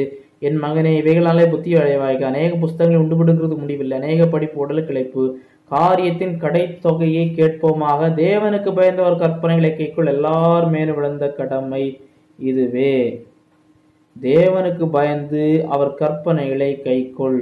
ஒவ்வொரு கிரியை அந்தரங்கமான ஒவ்வொரு காரியத்தை நன்மையான தீமையான தேவன் நியாயத்திலே கொண்டு வருவார். தேவனுக்கு மகிமைப்படுத்தக்கூடிய ஒரு வாழ்வு. தேவனுடைய பார்வையில் உலகத்தை பார்த்தால்தான் இந்த உலக வாழ்வு இன்பமானதாக, உலகமானது ஒரு ஒரு நோக்கம் நிறைந்ததாக இருக்கும். இதை விட்டு வெளியே பார்த்தால் இது அனைத்தும் மறைந்து விடக்கூடியதாக இருக்கும். எல்லாவற்றையும் தேவன் நியாயத்திலே கொண்டு வந்து நிறுத்துவார். எல்லாவற்றையும் தேவன் ஒரு நாள் கணக்கு கொடுக்க வேண்டும். இது அப்படியே இப்போ தத்துவங்களை மட்டும் எடுத்துக்கொண்டா யாருக்கும் கணக்கு கொடுக்க வேண்டியதில்லை. ஆனா என்ன சொல்றாரு? காரியத்தின் கடைத்தொகை எல்லாருமே விழுந்த கடமை இதுவே. இது ஏதோ எனக்கு தோணுதுன்னு சொல்ல, எல்லாவற்றையும் பார்த்து விட்டு இவ்வளவு தேவாவின் அருளப்பாடுனால் எழுதுகிறார். அவர் சொல்லக்கூடிய காரியங்கள் என்ன? ரிமெம்பர். கடைசியாக சொல்லக்கூடிய காரியம் என்ன? நினைத்துக்கொள், நினைத்துக்கொள், கற்பனைகளை கைக்கொள், கற்பனைகளை கைக்கொள். வாலிப நாட்களை சிருஷ்டிகரின் நினை நினை. வாலிபர் மட்டுமல்ல, வாலிப நாட்கள் இருக்கக்கூடியவனுக்கு பேசுகிறார். நீ வாழ்க்கை இதுதான் நினைச்சிட்டு இருக்காத, சிருஷ்டித்தவரை நினை. சிருஷ்டித்தவர்னா சூரியனுக்கு அப்பாற்பட்ட, சூரியனுக்கு கீழே மட்டும் பார்க்காதே, தாண்டிப்பார் என்று சொல்லுகிறார். தேவனுக்கு சிருஷ்டிகரை நினை. You remember, then you fear God. கர்த்தருக்கு பயப்படுவதே ஞானத்தின் ஆரம்பம். அப்போ யாருக்கு பயப்பட வேண்டாம்? சரீரத்தை மாத்திரம் கொல்ல வல்லவர்களா இருந்து அதுக்கு மேல ஒன்றும் செய்யறவங்களுக்கு பயப்பட வேண்டாம். சரீரத்தையும் உள்ளான மனிதனின் நரகத்தில் தள்ளவுள்ள தேவனுக்கே பயப்படுங்கள். அடுத்ததாக கீழ்ப்படியுங்கள், கற்பனைகளை கைக்கொள். இதுதான் மனிதர் மேல் விழுந்த கடமையாக இருக்கிறது. ஆகையினாலே இந்த புத்தகம் தரக்கூடிய பாடம் என்ன? தேவனை விட்டு விட்டு நீங்கள் என்ன அனுபவிக்கலாம், ஆனால் அதனுடைய கடைசியிலே இந்த வாழ்வு முடியும் பொழுது ஒரு அர்த்தமற்ற ஒரு வாழ்வாக இந்த வாழ்வு முடிவடையும். தேவனை பார்த்து, தேவனை நினைத்து, என்னை சிருஷ்டித்த ஒருவர் இருக்கிறார். I am is creation, he is my creator. தேவன் என்னை படைத்ததற்கு ஒரு நோக்கம் உண்டு. அந்த நோக்கத்தை அறிந்து, அதாவது அவரை மகிமைப்படுத்துவதற்காக தான் நான் இருக்கிறேன் என்கிற ஒரு நிச்சயத்தோடு தேவனுக்காக வாழ்ந்து கர்த்தருக்கு சாட்சியா இருப்பது நிமித்தம் தேவனை மகிமைப்படுத்துகிற ஒரு வாழ்வு, என்னுடைய வாழ்வால் என்னுடைய சொல்லால் செயலால் வாழும் பொழுது அவருக்கு பயந்து அவர் கற்பனைகளை கை கொள்ளும் போது செய்யும் தேவன் எல்லாவற்றையும் கொண்டு வருவார். இப்பொழுது ஒரு கேள்வியோடு இந்த புத்தகத்தை நாம் இந்த நிறைவு செய்வோம். இதுல ஒரு கேள்வி இருக்கிறது. மரணத்திற்கு பின் இருக்கிற வாழ்க்கையை சாலமன் நம்பவில்லையோ என்கிற ஒரு கேள்வி சிலர் கேட்பார்கள். 3ஆம் அதிகாரம் 18 21 வரைக்கும்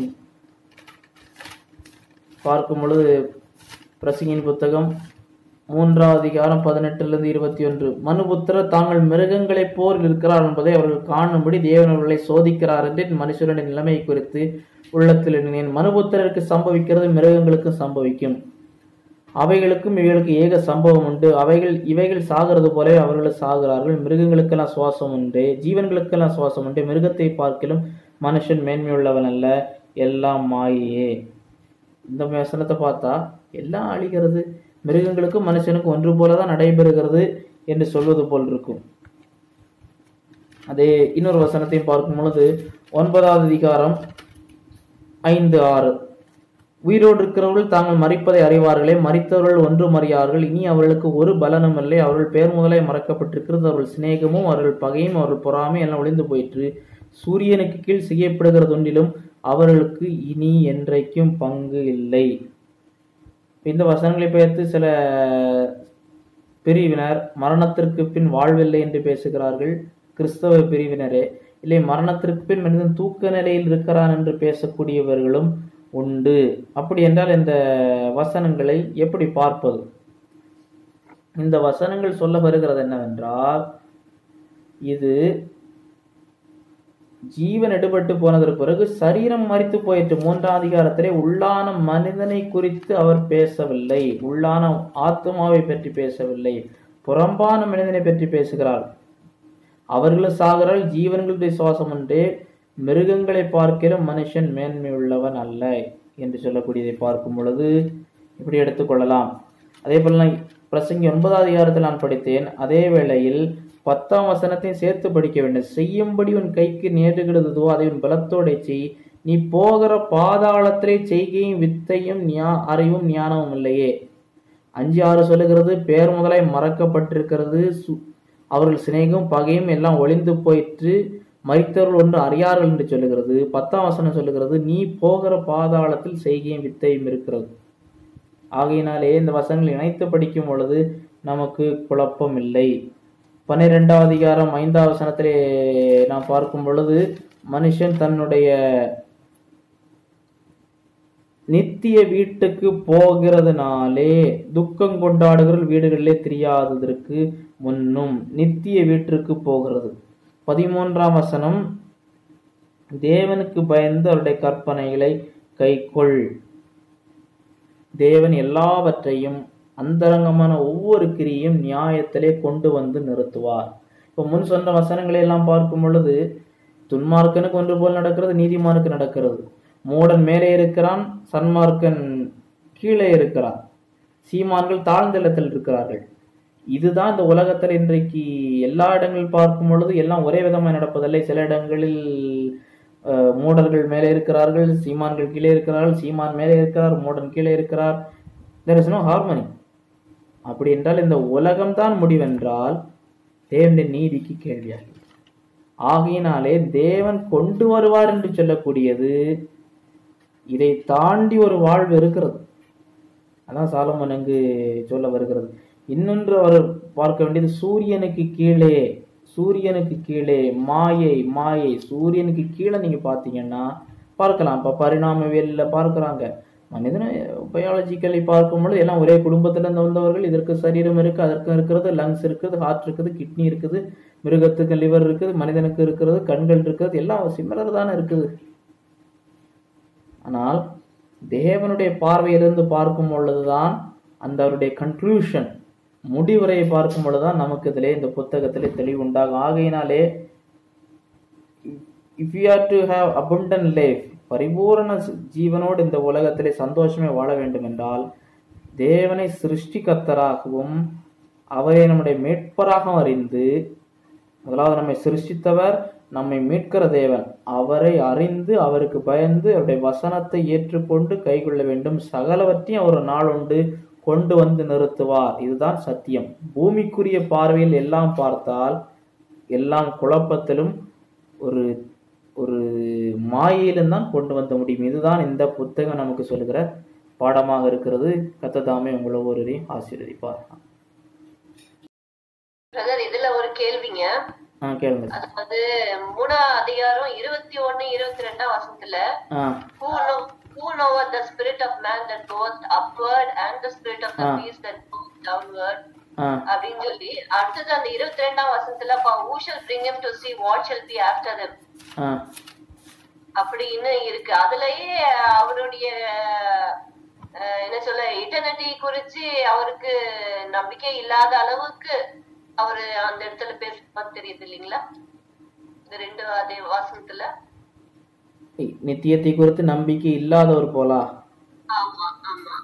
அது மனுஷன் இப்ப இறந்ததுக்கு அப்புறம் எங்க என்ன நடக்க போகுதுன்னு யாருக்கு தெரியும்ன்ற மாதிரி கேட்டிருக்காரு, சொல்லியிருக்காரு இல்லைங்களா?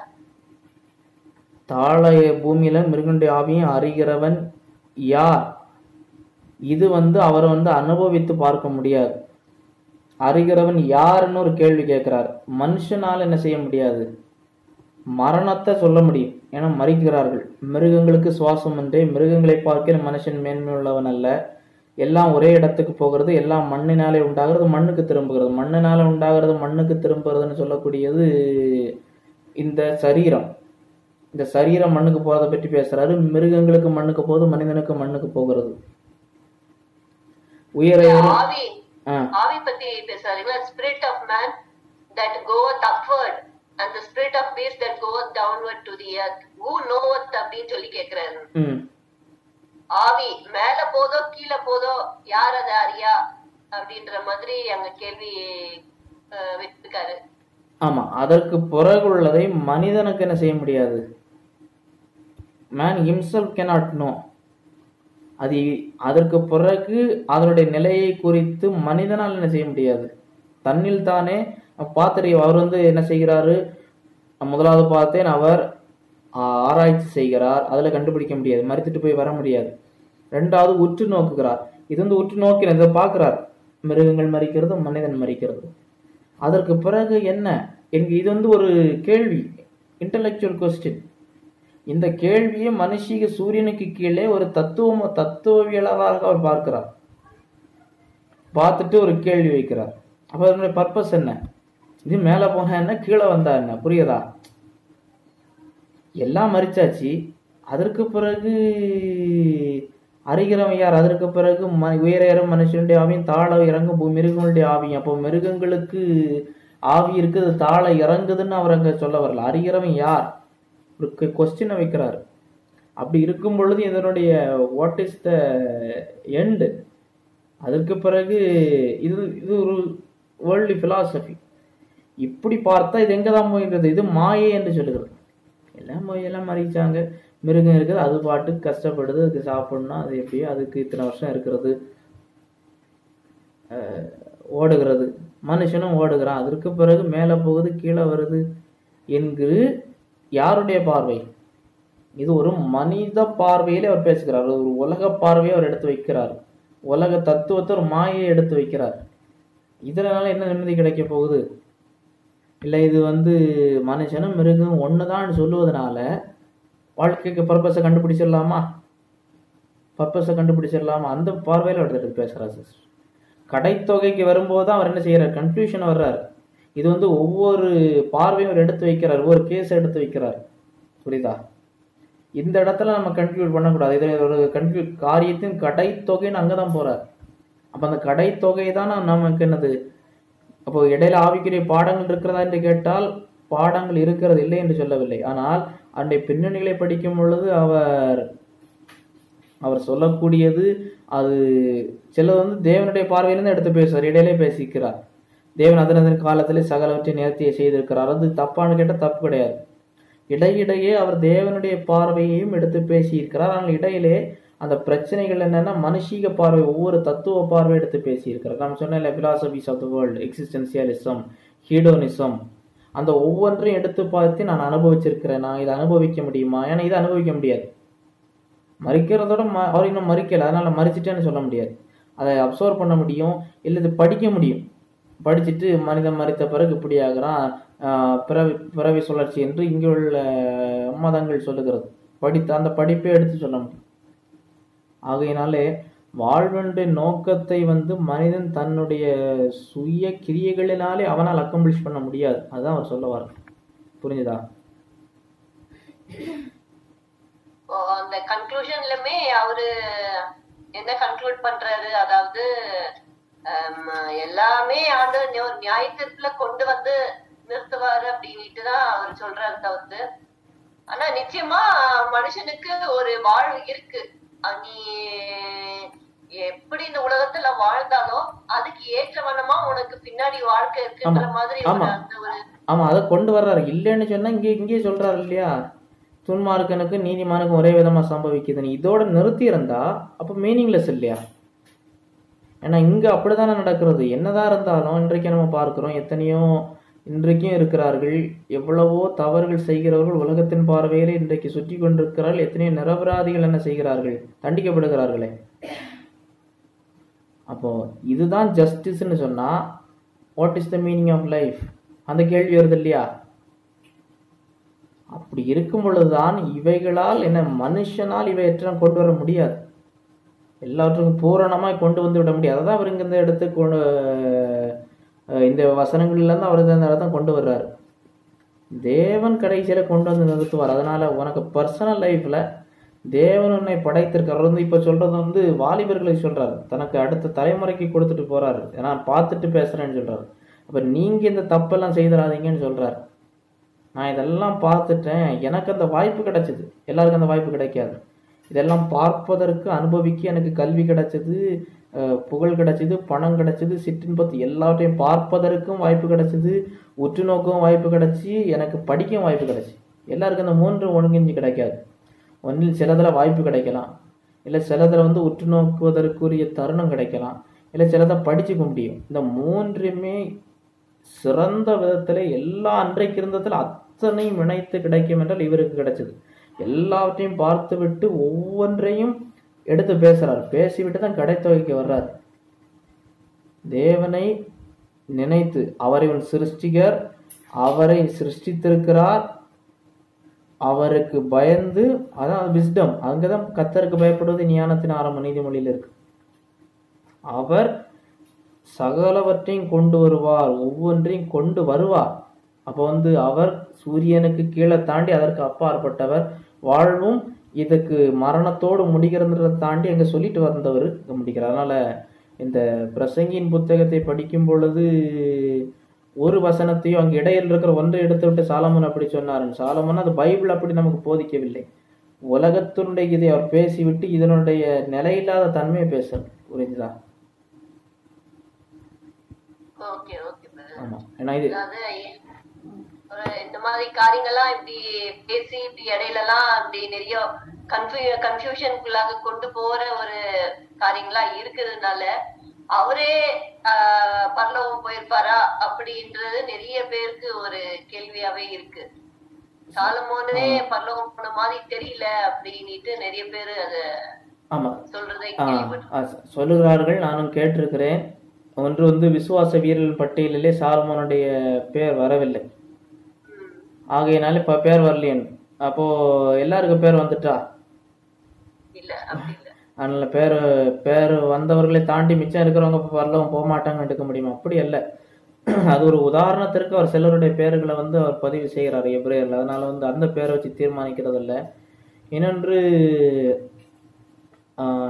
இந்த கேள்வி நான் இந்த சாலமோன் பரலோகத்திற்கு போனார் என்பதை நான் கொஞ்சம் விவரமா இன்னொரு நாள்ல நான் பேசுறேன். எனக்கு இப்போ வாதங்களை கொடுக்க முடியும். இன்னொன்று, அவர் இந்த இடத்துல அவர் ஒரு இதுக்கு அவரோட வயதான நேரத்தில் எழுதுறது. அவர் இதெல்லாம் பார்த்தேன்னு சொல்றாரு இல்லையா? அப்போ மாய்மாலம் பண்ணல இல்லையா? இந்த இடத்துல எழுதும் போது நான் இதெல்லாம் பார்த்துட்டேன்னு தானே சொல்றாரு. இதுக்கு மேல அவர் போய் பார்க்க வேண்டியது இல்லை இல்லையா? பார்த்துட்டு கடைத்தொகை எழுதும்போது எப்படி எழுதுறாரு? இஷ்டப்படி வாழ் என்பதை கண்டுபிடிச்சேன்னு சொல்றாரா?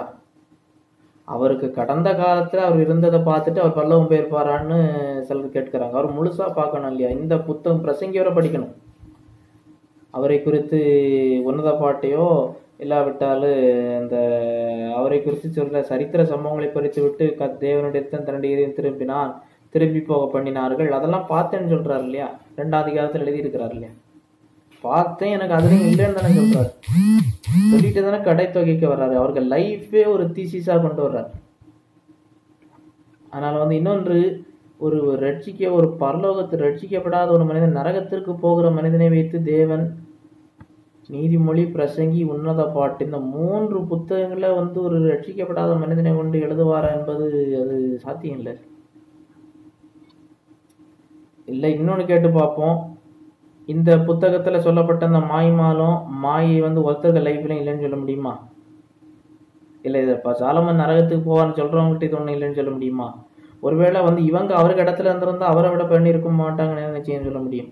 சாலமனுக்கு இடத்துல பண்ணியிருந்தா, அதனால அவர் அங்கே போயிருப்பார் அங்கே போயிருப்பாரு. அவர் எல்லாம் பார்த்துட்டு தானே சொல்றாரு. இங்க பார்த்துட்டு சொல்றாரு, நான் கண்டுபிடிச்சேன்னு தானே சொல்றாரு, கொண்டு வருவாருன்னு. அதனால அவரு நரகத்துக்கு போனாருன்னு பைபிள் எங்கேயும் சொல்லல. அது இன்னொரு ஆங்கிள் பார்க்கும்போது என்னன்றாங்கன்னா, அவரு நிறைய மனைவிகளை அவரு திருமணம் பண்ணதுனால அவங்க அவரு தேவனை விட்டு வழி விலக்கி வெளியில கொண்டு போயிருக்க வாய்ப்பும் இருக்கு. ஆமா, வழி விலகுனேன்னு சொல்றாரு. அதுல பார்த்தேன்னு தானே சொல்றாரு. பார்த்துட்டு ஆனா அவர் திரும்பி வர்றாரு இல்லையா? இங்க இந்த புத்தகத்தை படிக்கும் போது இது இல்லை, இதை சிந்திக்காம எழுத முடியுமா? அதெல்லாம் தேவாவின் அருளப்பாடு இருந்தாலும் இது நாம் ஒரு மெக்கானிக்கல் இன்ஸ்பிரேஷன் அல்ல. அந்த குரானை குறித்து அவர்கள் சொல்லுவார்கள், அது முகமது அவர்களுடைய எந்த சிந்தனையும் இல்லை, நேரடியாக வந்ததுன்னு. இது அப்படி இல்லை. இவருடைய பின்னணி, பின்புலம், இவருடைய சூழ்நிலையை வைத்து அந்த சூழ்நிலையும் கிரியேட் செய்யும். அதே நேரத்தில் காட் சூப்பரிண்டிங் ஒர்க், தேவனுடைய சர்வாளுமையின் செயல், அந்த செயலில் எழுதியிருக்கிறாங்க. ஆகையினால இங்கிருந்து அவர் இதெல்லாம் நான் சிந்தித்தேன், நினைத்து பார்த்தேன், நான் யோசித்தேன், நான் பார்த்தேன் எல்லாம் சொல்லணும்னா, படித்தேன்னு சொல்லணும்னா, அப்போ அப்படி அது இன்பத்திலே கிடந்தா சொல்ல முடியாது இல்லையா? எப்படி அதெல்லாம் பார்த்தேன், இதெல்லாம் நிற்காதுன்னு சொல்லணும்னா யாரால சொல்ல முடியும்? அவர் ஒருவேளை இப்படி இல்லாமல் அந்த வழி விலகாமல் இருந்திருந்தால் இன்னும் நன்றாக இருந்திருக்கும். ஆனால் பார்த்துவிட்டு ஒரு விலகைக்கு போய்விட்டு இந்த வயதான நேரத்தில் அவர் இதெல்லாம் பார்த்துட்டு தான் அவர் சொல்றார். பார்த்துட்டு, நான் செய்த தவறு என்ன செய்யாதீங்க, நீங்க செய்யாதீங்க, என்ன செய்தாலும் தேவன் என்ன செய்வாரு? எல்லாருக்கு மேல விழுந்த கடமை இதே கர்த்தர் நியாயத்திலே கொண்டு நிறுத்துவார். இப்போ அப்போ இது சில சொல்லலாம், இல்லை முதல்ல எழுதியிருப்பாருன்னு சொல்ல முடியாது. ஏன்னா 2ஆம் அதிகாரத்துல நம்ம பார்க்கிறோம், இதெல்லாம் நான் என் கண்கள் இச்சித்தவைகளில் ஒன்றை நான் விட்டு வைக்கவில்லை, ஒரு சந்தோஷத்தையும் வேண்டாம் என்று சொல்லவில்லை, என் பிரயாசங்கள் எல்லாவற்றிலும் எனக்கு வந்த பலன், ஆனாலும் என்னது, நான் கண்ணோக்கி பார்த்தேன், எல்லா மாயம் மனதிற்கு சஞ்சலமாய் இருக்கிறது. அப்படிதானே சொல்றாரு. எல்லாம் பார்த்தாச்சுன்னு சொல்றாரு. இதுக்கு மேல என்ன பார்க்க வேண்டியிருக்கு? என் கண் இச்சித்ததை ஒன்றையும் விற்க, அதுக்கு மேல என்ன சொல்லணும்? எனக்கு கண் என்னத்தை விரும்புச்சோ அதை ஒன்றையும் வேண்டான்னு சொல்லல. 1000 2000 சேர்ப்போம். 1000 சொல்றாங்க இல்லையா, 700 300ன்னு. அப்புறம் அம்மா நான் இல்லை, என் கண் இச்சத்துல ஒன்னே நான் விட்டே வைக்கல. ஆனா இதுவும் என்ன செய்யல. அதுக்கு பிறகுதானே அவருக்கு கன்க்ளூஷன் எழுதுறாரு. இல்லை, படிக்கிறவர்கள் ஒரு ஓர கண்ணோட்டத்தோடு படிக்கப்படாது. அப்படி செய்த சாலமன் நரகத்துக்கு போயிருக்கணும். சாலமன் நரகத்துக்கு போனாருன்னு பைபிள் சொல்லலை. சாலமோனை இப்படி செய்யினாங்க சொல்லியிருக்கிறாரு. இப்படியெல்லாம் செய்தி என்ன, இதனால உனக்கு என்ன கிடையாது, உன் லைஃப் தான் வேஸ்ட் ஆகும். நீ என்ன செய்துற? அதனால உன் பல்லு விழுந்தப்புறம் இதெல்லாம் நினைக்காத, உன் வாலிப பிரயாணத்தில் நீ என்ன செய்திரு? அவர் என்ன படைச்சவர், அவர் உன் வாழ்க்கையில் ஒரு நோக்கம் உண்டு, அவரை உன் படைத்தவராக உன் மீட்பராக அவரை ஏற்றுக்கொண்டு கர்த்தருக்கு பயப்படுகிற பயத்தோடு வாழ்க்கை வாழணும்னு சொல்லிடுறாரு. வாலிப வயசுலேயே செய்யணும்னு சொல்றாரு. எதுக்கு? நான் என்ன செய்யல, வயசான நேரத்தில் பல்லு விழுந்த பிறகு என்ன செய்யாத, கடைசியில் திடீர்னு என்ன செய்யும், உயிர் பேர். அதனால இந்த ஒரு ஓரத்தை எடுத்துட்டு என்ன செய்யக்கூடாது, இது மொத்தத்தையும் படித்து, அதனால தான் அந்த மொத்த புத்தகத்தையும் நான் ஒரு கண்ணோட்டத்தில் கொண்டு போனது. தேவனுடைய பரிசுத்த மனிதர்கள் பரிசுத்தாவினால் ஏவப்பட்டு பேசினாருன்னு சொல்லுது. இது ஒரு நல்ல பாயிண்ட். ஆமா, அப்படி பார்த்தா அப்ப சாலமோன் நரகத்து பேர். அப்ப தாவீது அவரு தப்பு பண்ணலையா? ஓல்டு டெஸ்டமெண்ட் கேரக்டர்ஸ் எடுத்து பார்த்தா அவங்களுக்கு இன்னொரு நெகட்டிவ் சைடு இல்லைன்னே பார்க்க கூடாது. அப்படி பார்க்கும்போது தாவீதோடைய சங்கீதத்துல நிறைய இடத்துல என் மீட்பரை நான் பார்ப்பேன், அவரோட வாழ்வேன் அந்த ஒரு நித்தியத்தை குறிச்சு நிறைய இடத்துல சொல்லப்பட்டிருக்குங்க. இவருடைய இதுல வந்து சொல்லல அந்த அளவுக்கு நித்தியத்தை பத்தி அவரு ரொம்ப இது வந்து ஒரு பாடலா பார்க்கல, உலகத்துல அன்றைக்கு இருந்த அத்தனை தத்துவங்களையும் அவர் எடுத்து வைக்கிறாரு. வச்சுட்டு இது எந்த பக்கத்துலோடி வந்தாலும் உனக்கு என்ன செய்ய முடியாது, உன் லைஃபுக்கு பர்பஸ், ஆமா நான் சாதிச்சேன்னு என்னத்தை சொல்லுவேன்னு கேட்கிறாரு. ஏன்னா இதுல தேவனை கொண்டு வரலாம், இடைக்கிடைக்கு தேவனை கொண்டு வருவாரு. நித்தியத்துவம் இருதயத்துல வச்சிருக்கிறாரு, அதை கொண்டு வருவார். தேவன் அவருக்கு காலத்துல எல்லாம் அவர் சரியா செய்யறாரு, எல்லாம் கொண்டு வந்துட்டு இதுக்கு ஃபியூட்டிலிட்டி, மனிதனுடைய பிரயாசம், மனிதனுடைய பெருமை, புகழ், இதுக்குடைய நிலையில்லா தன்மையை கொண்டு வந்துட்டு இந்த காரியத்தின் கடைத்தொகை அவருக்கு கன்க்ளூஷன் இங்கே தானே வருது. ஒரு தீசிஸை எடுத்து படிச்சுட்டு பாதியில் 2 பக்கத்தை படிச்சா அவருக்கு ஆப்போசிட் உயிருள்ளவர் பண்ற கேஸை ப்ரெசென்ட் பண்ணியிருப்பார். இவர் அதான் சொன்னார் எடுக்க மாட்டோம், எடுத்தா அது புத்தியனம் இல்லையா? அதுதான் இங்கே நிறைய செய்யறாங்க. ஒரு தீசிஸை ப்ரெசென்ட் பண்ணும் பொழுது அவருடைய கருத்தை வலியுறுத்துவதற்கொன்றதாக இதற்கு மாற்று கருத்து என்ன, அது ஏன் தவறுன்னு சொல்லுவாங்க. அந்த மாற்று கருத்து பேசின கருத்தையும் அந்த கொட்டேஷனையும் இவங்களை கொண்டு வருவாங்க. அந்த கொட்டேஷனை எடுத்து வச்சுட்டு என்ன சாலமன் அப்படி சொல்லிட்டாருன்னு சொல்ல முடியுமா? சாலமன் அப்படி சொல்லிட்டாரு, மிருகம் மனுஷன் ஒன்று, மிருகம் மனுஷன் ஒன்று அன்னைக்கும் சொல்லியிருக்கிறான், அதை எடுத்து பேசுறாரு. ஆமா, இப்படி இந்த மிருகம் மனுஷனும் ஒன்று சொன்னா எதனத்துக்கு பிரயாசப்படணும், எதற்கு நல்லா படிக்கணும், எல்லாம் ஒன்று தானே. எல்லாம் கடைசியில் மறித்து மண்ணோடு மண்ணா போகிறதுன்னா மிருகத்தை மேலே வாழலாம் இல்லையா? அப்படி எடுக்கலாமா? அந்த கேஸை எடுக்கிறார் அவர். எல்லாம் எடுத்துட்டு கன்க்ளூஷனை கொண்டு வர காரியத்தின் கடைத்தொகை. உன்னத பாட்டு புத்தகம் படிக்க மாட்டாங்கன்னா படிக்க தெரியாது ஒழுங்கா. அது எப்படி அதை ஒன்றில் அது அவர் சொன்ன வார்த்தைகளை அதை இயேசுவோடு பொருத்தி பார்த்தாலும் சிக்கலாகும். அதை எதுக்கு எழுதினாருன்னு பார்க்கணும். அதை plain reading of the scripture. ஆகையினால ஒன்று புரியலைன்னு சொன்னால் அதை முறையாக படிக்க வேண்டிய முறை உண்டு, கற்றுக்கொள்ள வேண்டிய முறை உண்டு. உன்னத பாட்டும் அப்படிதான், நீதிமொழிகளும் அப்படிதான். அதற்கென்ன அந்த இலக்கியம் யாருக்கு எழுதினாரு, எப்போ எழுதினாரு, சூலமித்து யாரு, எருசலேமின் குமாரத்திகள் யாரு, பள்ளத்தாக்கின் லீலின் என்னது, சாரூனின் ரோஜா என்னது, அது அந்த அந்த சினாரியோ தெரியணும். தெரிஞ்சுட்டு அது குடும்ப வாழ்க்கையை பற்றினது, அது இயேசு கிறிஸ்துவின் சபையும் பற்றினது அல்ல அப்படின்னு சொல்லக்கூடாது. அதை இன்னும் சிலர் வந்து அதிகமாக ஃபேமிலி லைஃப்பில் கணவன் மனைவி இடையுள்ளதில் வசனம் சொன்னதை மீறி அவங்க சிலதை புகுத்துறாங்க, அதுவும் தவறு. அந்த புத்தகம் எழுதி இருக்கிற நோக்கம் வந்து இஸ்ரேல் ஜனங்களுக்கும் இயேசு கிறிஸ்துக்கும் பொருந்ததா சொல்லியிருக்காங்க இல்லைங்களா? இல்ல, இஸ்ரேல் ஜனங்களுக்கும் இயேசு சபை, அதாவது சபைக்கும் கிறிஸ்துவுக்கும் வந்து சாலமோன் பொருத்தி எழுதல. சாலமோனுக்கு சபைக்கும் கிறிஸ்துவுக்கும் உள்ள தொடர், சபையும் தெரியாது, கிறிஸ்துவையும் நேரடியா தெரியாது. அதாவது அவர்களுக்கு தெரியாத ஒன்றை, இப்போ பழைய ஏற்பாட்டு தீர்க்கதரிசிகள் சில இடத்துல வந்து அவர்களுக்கு சிலது தெரியாமலே, அவர்களுக்கு முழு வெளிச்சம் இல்லாமலே வெளிப்பாடு கிடைச்சி எழுதியிருக்கிறாங்க. இங்க வந்து அவர் வெளிப்பாடு கிடைச்சி எழுதல, அந்த இடத்த வந்து புதிய தரிசனம் பெற்று எழுதல. அவருடைய வாழ்வின் சம்பவத்தை அடிப்படையாக வைத்து எழுதுகிற, அது தேவாவின் ஏவுதல் இருக்கிறது, அது வேற. ஆனால் இது தீர்க்கதரிசிகளுக்கு இலக்கிய லிட்ரேச்சர், தீர்க்கதரிசிகளுக்கு புத்தகத்தை போல பார்க்கக்கூடாது. சபையும் கிறிஸ்துவையும் பற்றி எழுதுறாரு, அது வந்து அதை வியாக்கியானப்படுத்த தெரியாமல் வியாக்கியானப்படுத்தினதுனால வந்து பிரச்சனை. இங்க இன்னொரு பாயிண்ட்டும் கொடுத்திருக்காங்க, அதாவது allegorically it pictures Israel as God's betrothed bride அப்படின்ட்டு.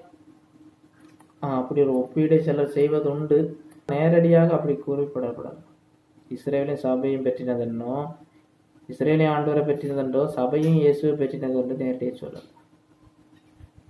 அப்போ இது வந்து நீங்க நீங்க என்ன அத இது இந்த புக்க வந்து நீங்க என்னன்னு அதுக்கு ஒரு குடும்ப வாழ்ல கணவன் மனைவிக்குரிய ஐக்கியம் எப்படி இருக்குன்னு சொல்லுது. அப்ப அவருடைய பிராக்டிக்கல் லைஃப் இத எழுதி இருக்காருன்னு சொல்ல முடியுமா நம்ம?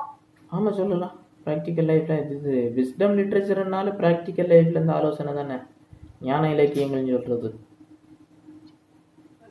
யோபுல இருந்து உன்னத பாட்டு வரைக்குமே உன்னத பாட்டையும் சேர்த்து ஞான இலக்கியம் விஸ்டம் லிட்ரேச்சர்னு சொல்றாங்க. நம்முடைய லைஃபுக்கான பிராக்டிக்கல் பாடங்கள், அதுவும் ஒரு கணவன் மனைவிக்குரிய ஒரு ப்ராக்டிக்கல் லெசன்ஸ் வந்து அங்கே இருக்குது. நிறைய பாடம் அங்கே இருக்குது உன்னத பாட்டில் எப்படி இருக்கணும். அது ஒரு கணவன் மனைவி சேர்ந்து அவர்கள் படிக்க வேண்டும், தியானிக்க வேண்டும். நடுவில் பார்க்கிறோம் இந்த பணத்தை மனிதனுடைய அந்த ஆஸ்தியை பத்தி வந்து சொல்லுறது பார்க்கிறோம். மாயை மாயை. நிறைய பேர் இந்த காலத்துல என்ன சொல்றாங்கன்னா, பிசினஸ் ஸ்டார்ட் பண்றதா இருக்கட்டும், இல்லாட்டி வாழ்க்கையில வந்து ஒரு மிடில் கிளாஸ் ஃபேமிலில இருந்து அடுத்த ஒரு அப்பர் மிடில் கிளாஸ் இல்லாட்டி கொஞ்சம் வேற ஸ்டேட்டஸ் போறது வந்து தவறு. நீ வந்து பணத்தின் பின்னாக நீ போகவே கூடாது. இப்போ தேவன் உன்னை எந்த நிலைமையில வச்சிருக்காருன்னு நீ இரு. பேசிக் என்ன சொல்ல வராங்கன்னா, நீ வந்து ஒரு பிசினஸ் ஸ்டார்ட் பண்ணி ஒரு பெரிய ஒரு லக்கை நோக்கி நீ ஓடுறத வந்து நீ தவிர்க்கணும் அப்படி சொல்லி ஒரு கூட்டம் வந்து பேசுறாங்க. சோ இதுக்கு நீங்க எப்படி கம்பேர் பண்ணுவீங்க இந்த பிரசங்கின் புத்தகத்தோடு? ஆமா, நீ என்னதான் புரியுது. அப்ப நீ எவ்வளவுதான் நீ இதை உனக்கு வாழ்க்கையினுடைய நோக்கமாச்சு போனா இது நிக்க போறதில்ல. அதனால மொத்தத்துல அப்படி பிரயாசப்படாத. அது நித்தியத்தின் வெளிச்சத்துல பார்க்கும் பொழுது, இன்றைக்கு நான் ஒரு கோடி சம்பாதித்தாலும் சரி, 10 கோடி சம்பாதித்தாலும் சரி, 100 கோடி சம்பாதித்தாலும் சரி, அது என்ன செய்ய போறதில்ல. போகும்போது என் கூட வரப்போகிறதால இன்னொருத்தர் கைக்கு போக போகிறது. அது வந்து அது ட்ரூத். அதே வேளையில் இதை வந்து வேலை செய்யாதன்னு சொல்லல இல்லையா. வெறுமனே உனக்கு நோக்கம் இது மட்டுமா இருந்தா, அதுதான் அவர் சாலமோன் சொல்றது. தேவனை வெளியே விட்டுட்டு தேவனுக்கு புறம்பாகவைகளெல்லாம் இருந்தால் இது உனக்கு உதவும் இல்லை. தேவனுக்கு தேவன் எல்லாம் தேவனுடையது, தேவனுடையது. காட் அஸ் ஒரு கிரியேட்டர். அது ஒரு மிகவே பிரியமான ஒரு முக்கியமான ஒரு ஸ்டேட்மெண்ட். உன் சிருஷ்டிகர். அப்போ ஹீஸ் மை கிரியேட்டர் என்றால் மை கிரியேட்டர் மட்டும் எல்லாவற்றுடைய சிருஷ்டிகர். அவர் என்ன படைத்தார், அவருக்கு என் வாழ்வில் நோக்கம் உண்டு. அந்த எனக்கு பர்சனல் லைஃப்ல நான் என்ன செய்ய வேண்டும்னு தேவன் விரும்புகிறார் என்கிற ஒரு திட்டத்தை அறிந்து கொண்டு அதில் வந்து கரெக்டாக போயிட்டு இருக்கிறதால எந்த பிரச்சனையும் இல்லை. தேவனுக்கு சித்தம் இல்லாமல், தேவனுடைய சித்தத்திற்கு இல்லாமல் தன்னை மட்டும் பார்த்து செய்து கொண்டிருக்கிறதுனால நிற்க போறதில்லைன்னு சொல்றாரு. இப்போ நம்ம பார்க்குறோம், புதிய ஏற்பாட்டில் பார்க்குறோம், உங்களுக்கு அநித்தியமான வீடுகளில் உண்டாகும்படிக்கு உலக பொருட்களினால் சிநேகிதரை சம்பாதியுங்கள். அப்போ அங்கே நித்தியத்தையும் தொடர்புபடுத்துறாருல்ல. உலக பொருட்களினால் சிநேகிதரை சம்பாதியுங்கள். இப்போ உலக பொருள் வேணும். அப்போ அது எதற்கு பயன்பட வேண்டும் என்று இருக்கிறது. ஒரு மனிதனுக்கு தேவன் அதிகமான செல்வத்தை கொடுக்கிறார் என்று வைத்துக் கொள்வோம். அவர் ரட்சிக்கப்பட்டிருக்கிறார், அவர் ஆண்டவரை அறிந்திருக்கிறார், அவருக்கு ஆண்டவர் சில உலக பிரகாரம் அதிக நன்மைகளை கொடுக்கிறார் என்றால், தேவனுடைய பார்வையிலே கர்த்தருக்கு பயப்படும்போது கர்த்தருடைய பயப்படுதல் ஞானத்தின் ஆரம்பம். இப்போ கர்த்தருக்கு பயப்படுகிற பயத்திலே இருக்கக்கூடிய மனிதனுக்கு அந்த செல்வத்தை எப்படி கையாள வேண்டும்ங்கிற வெளிச்சம் பைபிள்லேருந்து கிடைக்கும். செல்வத்திற்கு அடிமையாக கூடாது, பணத்திற்கு அடிமையாகி விடக்கூடாது. அந்த பணத்தை எப்படி பயன்படுத்த வேண்டும் என்றெல்லாம் இருக்கிறது. விசுவாச குடும்பத்தாருக்கு நன்மை செய்யலாம், கர்த்தருடைய ஊழியங்களில் அதிகமாக பொருளாதாரத்தால் தாங்கலாம், ஏழைகளுக்கு உதவலாம், இப்படி அநேக காரியங்கள் இருக்கிறது. ஆனால் இந்த வசனத்தை வைத்துவிட்டு ஒன்றும் செய்யாமல் இருக்கலாம்னு சும்மா இருக்கலாம்ங்க. மொத்தமத்திலே ஒன்றும் செய்யணும்னா என்ன செய்யலாம்? அப்போ படிக்க வேண்டாமே, படித்து என்ன செய்ய போகிறோம் அப்படின்னு கேட்கலாம் இல்லையா. ஆகையினால் இதனுடைய பர்பஸ், நோக்கம் தேவனுடைய நாம் மகிமைக்காக செய்யப்படுறதான்னு தான் பார்க்கணும். இப்போ வசனம் தடை செய்திருக்கிற சிலவைகள் உண்டு. இந்த வழியில் ஆதாயம் ஈட்டக்கூடாது, இந்த வழியிலே சவதரிப்பது கர்த்தருக்கு பிரியமில்லாது, இந்த தொழில் கர்த்தருக்கு பிரியமில்லாதது அப்படின்னு அதை செய்யக்கூடாது. இல்லை, வசனம் தடை செய்யாத இடங்களிலே உங்களுடைய திறமைகள் மூலமாக ஒரு கம்பெனியில் வேலை பார்க்குறீங்க, இன்னும் இன்னொரு கம்பெனியில் அந்த உழைப்பை கொடுத்தா இன்னும் உங்களுக்கு நல்ல ஒரு ஒரு பே கிடைக்கிது, வருமானம் ஈட்ட முடியும்னா அந்த கம்பெனிக்கு போகிறது நல்லது. Provided that there is no sin, particularly அதற்குள்ளே எந்த ஒரு பாவக்கிரியும் இல்லைன்னு பார்க்கணும். அப்படி பார்த்துட்டு போவதனாலே கத்தருக்குள் எல்லாம் கத்தருடையது, எல்லாம் கத்தர் படைத்தார், கத்தர் எனக்கு தடுத்தார், ஒரு உயர்வை தருகிறார், அந்த உயர்வின் மூலமாக நான் நன்மை பெறுகிறேன், மற்றொரு நன்மை பெறுகிறார்கள், கத்தருடைய நாம் மகிமைப்படுகிறது. அந்த பிக்சர்ல இருந்து பார்க்கணும். அதை விட்டுட்டு எனக்கு நிறைய கிடைக்குது கிடைக்குது கிடைக்குது கிடைக்குதுன்னு பார்த்தா கடைசியில் என்ன கிடைச்சாலும் அது அனுபவிக்க முடியாது. இந்த புத்தகம் அப்படி சொல்லும்.